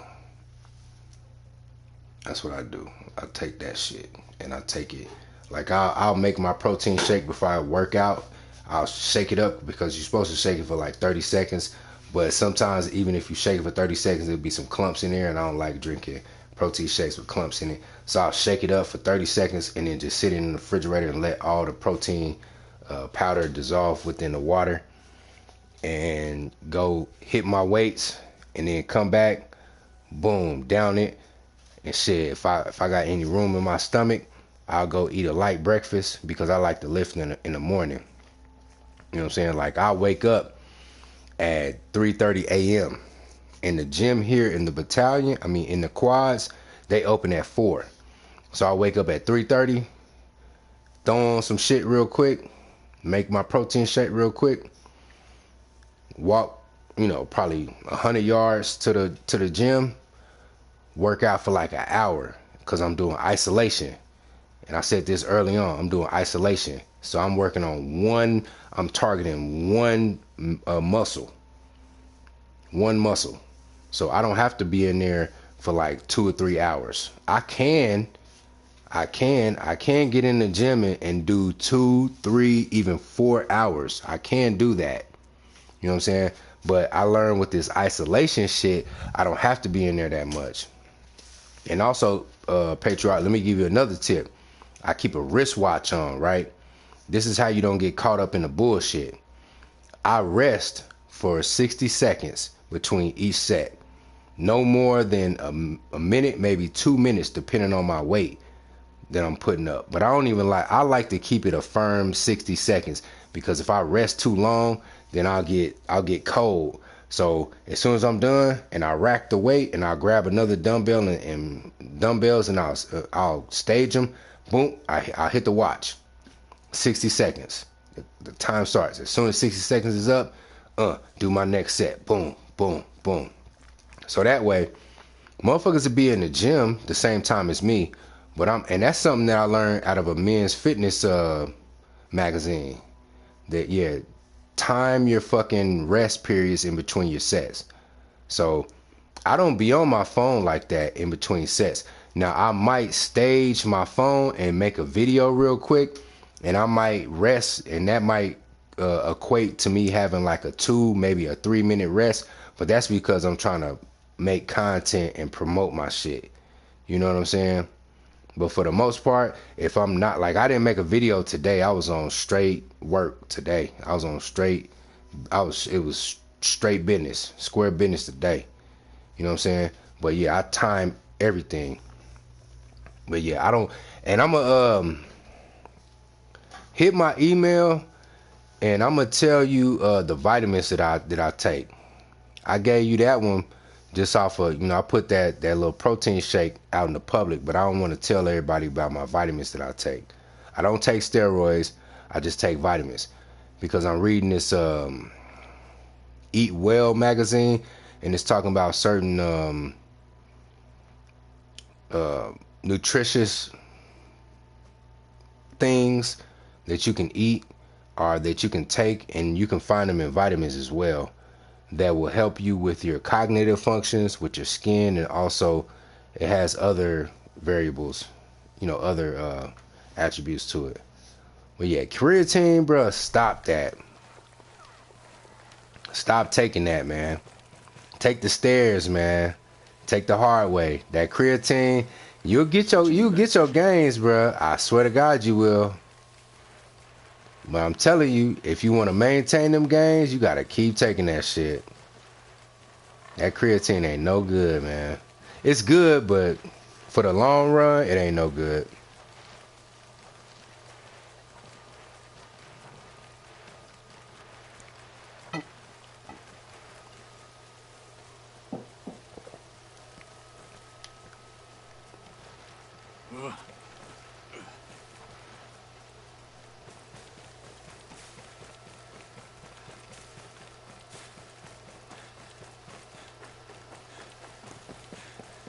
Aurora nuts? What the fuck are Aurora nuts?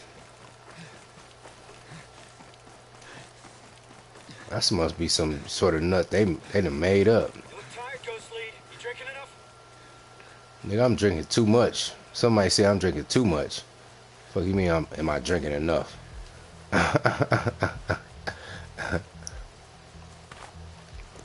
Ooh, what's that? Australia pine? Okay.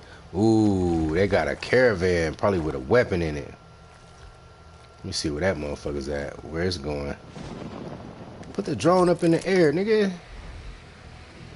Oh, that motherfucker all the way over there. Damn, that's a big ass installation too. I kind of low key want to get this helicopter and just smack shit from the air.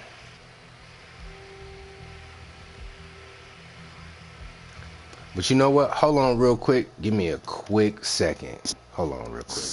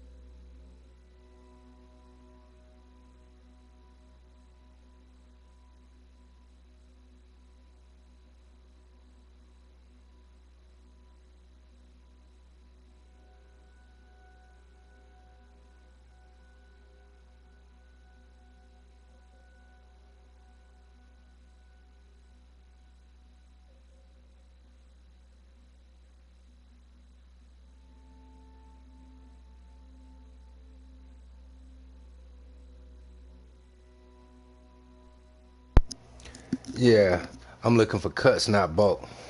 I'm shredded as fuck for a 44-year-old. Yeah, man. Hey, I'm 37 and I'm 195 right now. My goal is 185 for my height. You know what I'm saying? I'm trying to get a little bit below my optimal weight for my height, and I'm on that. So, but you still need protein. So, in the morning, like when I work out in the morning, from 4 a.m. to 5 a.m., I'll drink my protein shake, and I might not even eat breakfast. If I do eat breakfast, I'll eat some fruit and a yogurt. I'll eat some pineapples and yogurt just to fill my stomach. And then for lunch, I might eat a salad, and then for dinner, I might just go ahead and get some protein, some rice. Yeah, pause. Hold on, nigga, you got the six pack, nigga. See, that's where I'm trying to get. Motivation.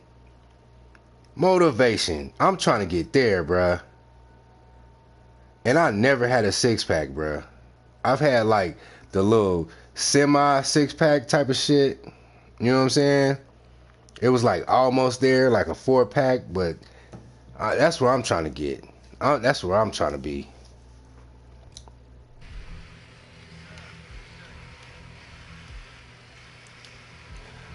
So what's your so how do you lift? Do you lift heavy or do you lift light? Because lately I've been lifting heavy, and I've noticed like I got extraordinary results from lifting heavy. So I'll lift heavy, but I also like manage my calorie intake.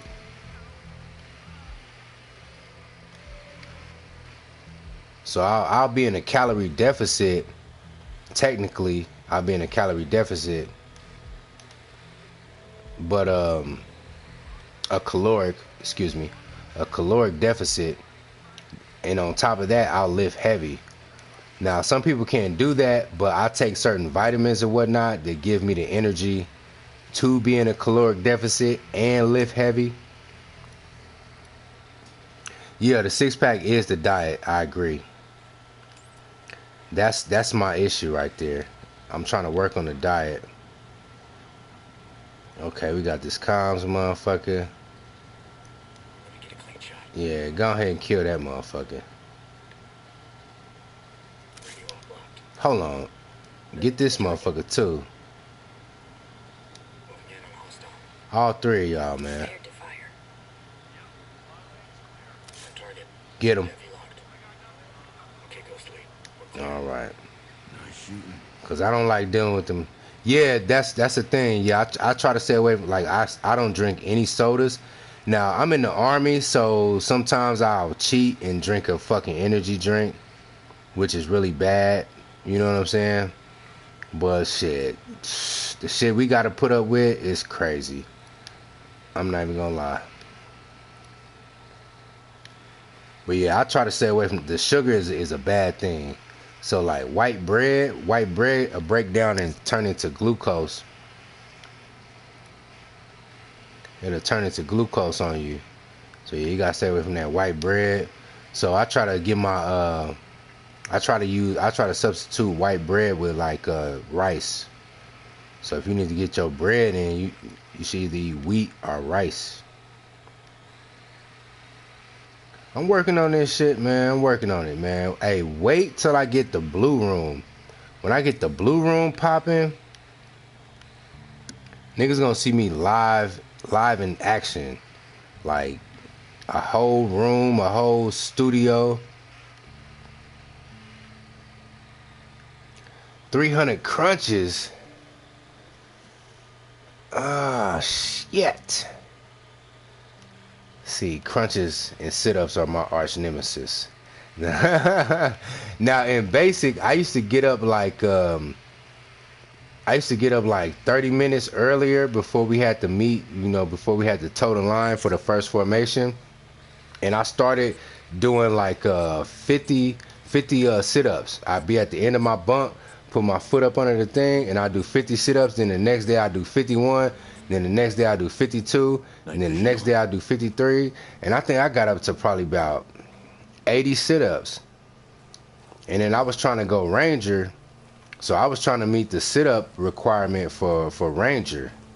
So shit, I was doing like 60 sit-ups within like a 2-minute span or something like that. Okay, we dropping in right here on these motherfuckers. I still haven't found that power source though.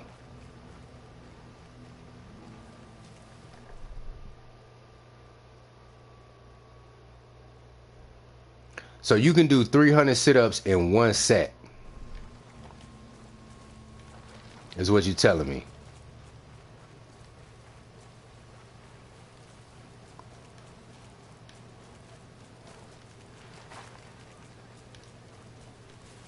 That's what I need to know. You can do 300 in one set. Damn, that's some good shit right there.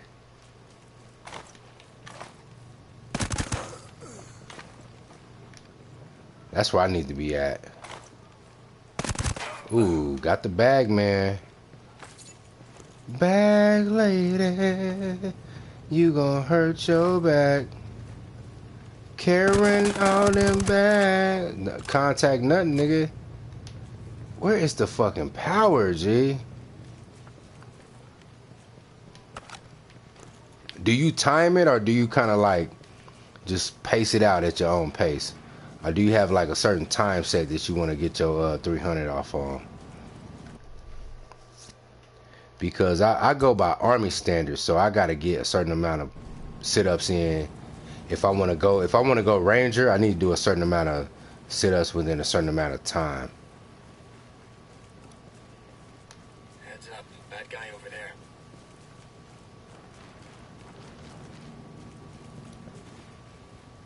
Spotted one there.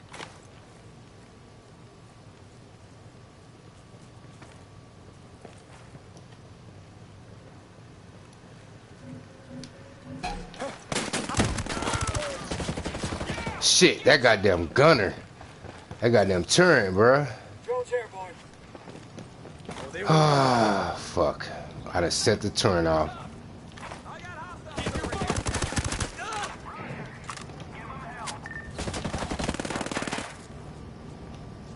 See, that motherfucker dropping missiles over there. He's shooting his own people up. Nice going. Oh, he got that motherfucker too. Beautiful work. Nah, we don't need that. Over there.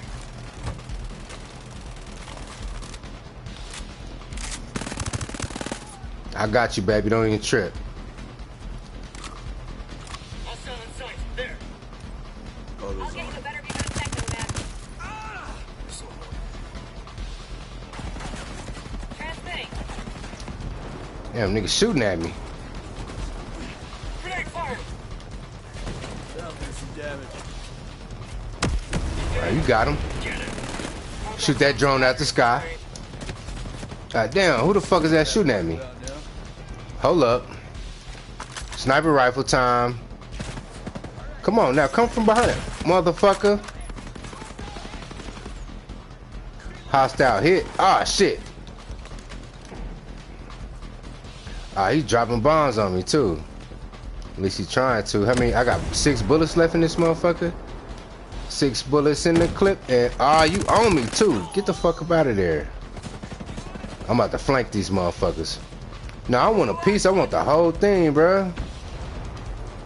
I want the whole thing. All right, hold on. I can't even pronounce that. Okay, the BCAA and other branch strains of amino acids. Yeah, that BCAA, that's what I was talking about in that protein shake I was telling you about earlier. Okay, hold on. No time limit. I go for a perfect form. Okay, yeah, slow and easy. Slow and steady. Hey, in the Army we got a saying. Slow is smooth and smooth is fast. Oh, he already killed him. I'm trying to flank him.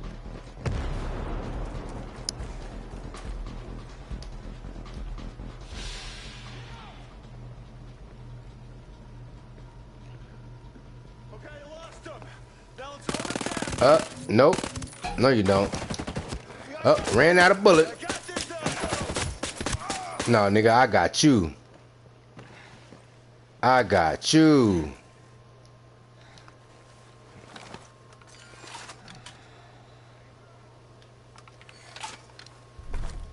Somebody, he got me. No, nigga, I got you. Alright, hold on. Ammo check. Yeah, consistency. Yup.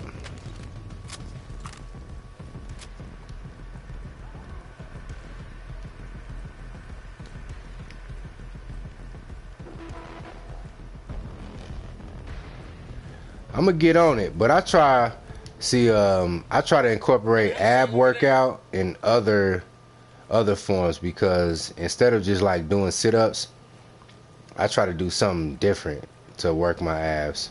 And what I'm hoping is my abs will come along if I work like other areas and shit. Oh shit.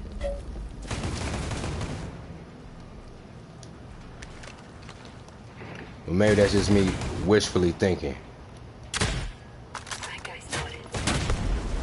Alright, got that up out of there.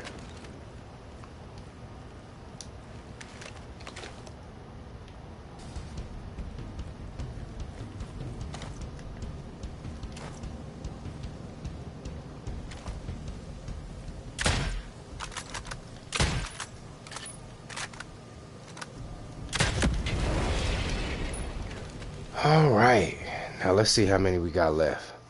We almost at the 4-hour mark. I'm gonna shut it down after this. You tell these motherfuckers to go hot. Go hot, man. Hit him! Hit him! Rock and roll. Gotcha. Go I'm about to go ahead. Yeah, go loud. Lit one of them up.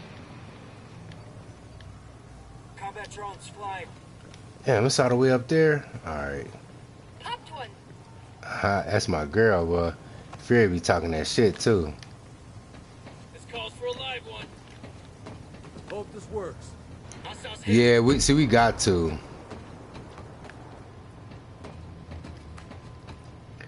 Now I do sprints, like, so I incorporate sprints in my shit too. But we gotta run, bro. Like, we gotta, like, next week, even though I got an ankle injury, we got a 4-miler.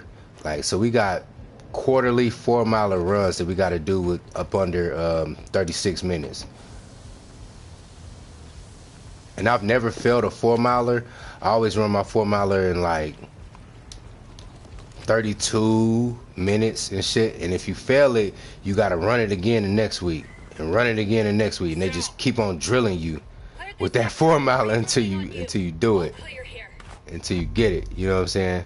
So yeah, we gotta do long distances. And also, what I do,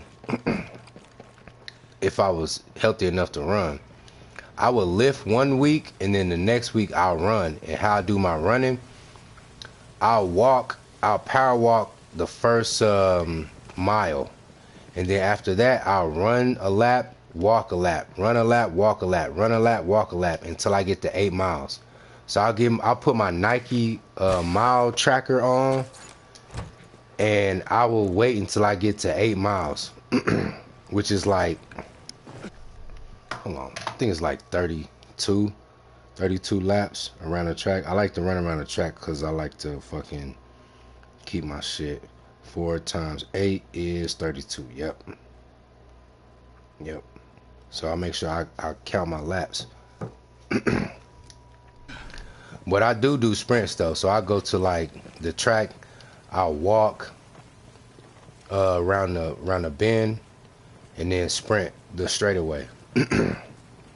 Because that's how you get faster. So like, if you want to get your mile time up, you gotta do sprints. So I incorporate sprints too. So I might not get to that shredded level, but like I said, all of my workout is like combat centric. So if it doesn't fit the combat mode, then I can't do it. I can't fuck with it, because I need to be combat ready. You know what I mean? Let me get this, alright. It's a blueprint. Let's see what it is. What weapon was this? Oh, it's a weapon part. No, it's an actual blueprint. Okay, the L115A3. I seen that on Call of Duty. Let me see what else I gotta get. Oh, that nigga all up in the camera and shit. Alright, I got a collectible weapons part and 2 racks on the scale credits. I need to get down. See, this was my nigga, excuse me, my dude, ZG would come in handy because he could be looting right with me and we can just clear this shit real quicker.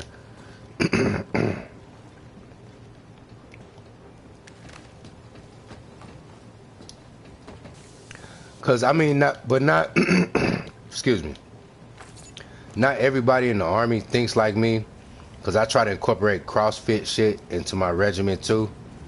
So like this is one particular workout that I do where this particular event that we have to do during our fitness test is called a ball throw, right? Just look up ACFT and you'll see what I mean. So I'll do 5 pull-ups and then I'll do like 3 ball throws, and after every ball throw I'll do like 5 push-ups. So it's like, and it's in succession. So once I do 5 pull-ups, I'll do 3 ball throws incorporated with like 15 push-ups, and that's 1, and I'll do like 39 sets of those. So I try to incorporate CrossFit into my shit. Because if you just, what I've learned, if you just focus on weightlifting, you won't be an effective soldier. Well, not as effective as you could be. You know what I mean? So you don't want to just focus on just lifting, because I got a few people in my unit that's all they do is just lift weights. They just lift weights. They don't run. They don't do any sprints. They don't work on any of that shit. And on run days, them motherfuckers be sucking, bruh. They be sucking. And I mean, pause, no homo. But yeah, I'm trying to get on some CrossFit shit though. Okay, hold on. I seen it. They go to document over there. Bro, I think you might have the genetics to get there. Yeah, I just might. I'm telling you. Just maintain a vitamin regimen and consistency. It's about muscle memory, yup. If you play sports and we're athletic your whole life, being tall. I mean, I'm not necessarily, I say I'm average height, you know what I'm saying, 6 feet, you know. Tall is like, yeah, I know I need to work on my core because the core drives everything. Yeah, hey, my father ran cross country D1. No lie. He ran cross country D1 at K-State. So Kansas State University.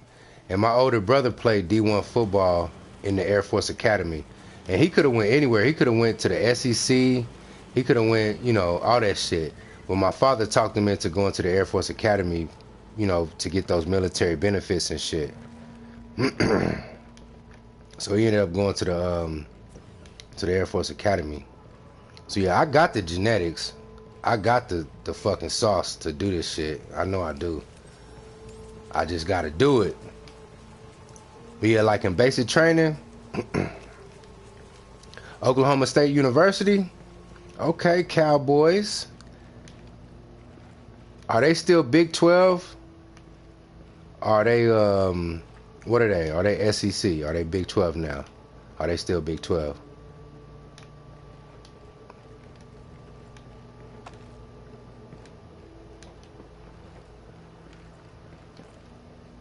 Yup. See, I went K-State. I think K-State is still Big 12, but Mizzou was Big 12, but they're fucking SEC now.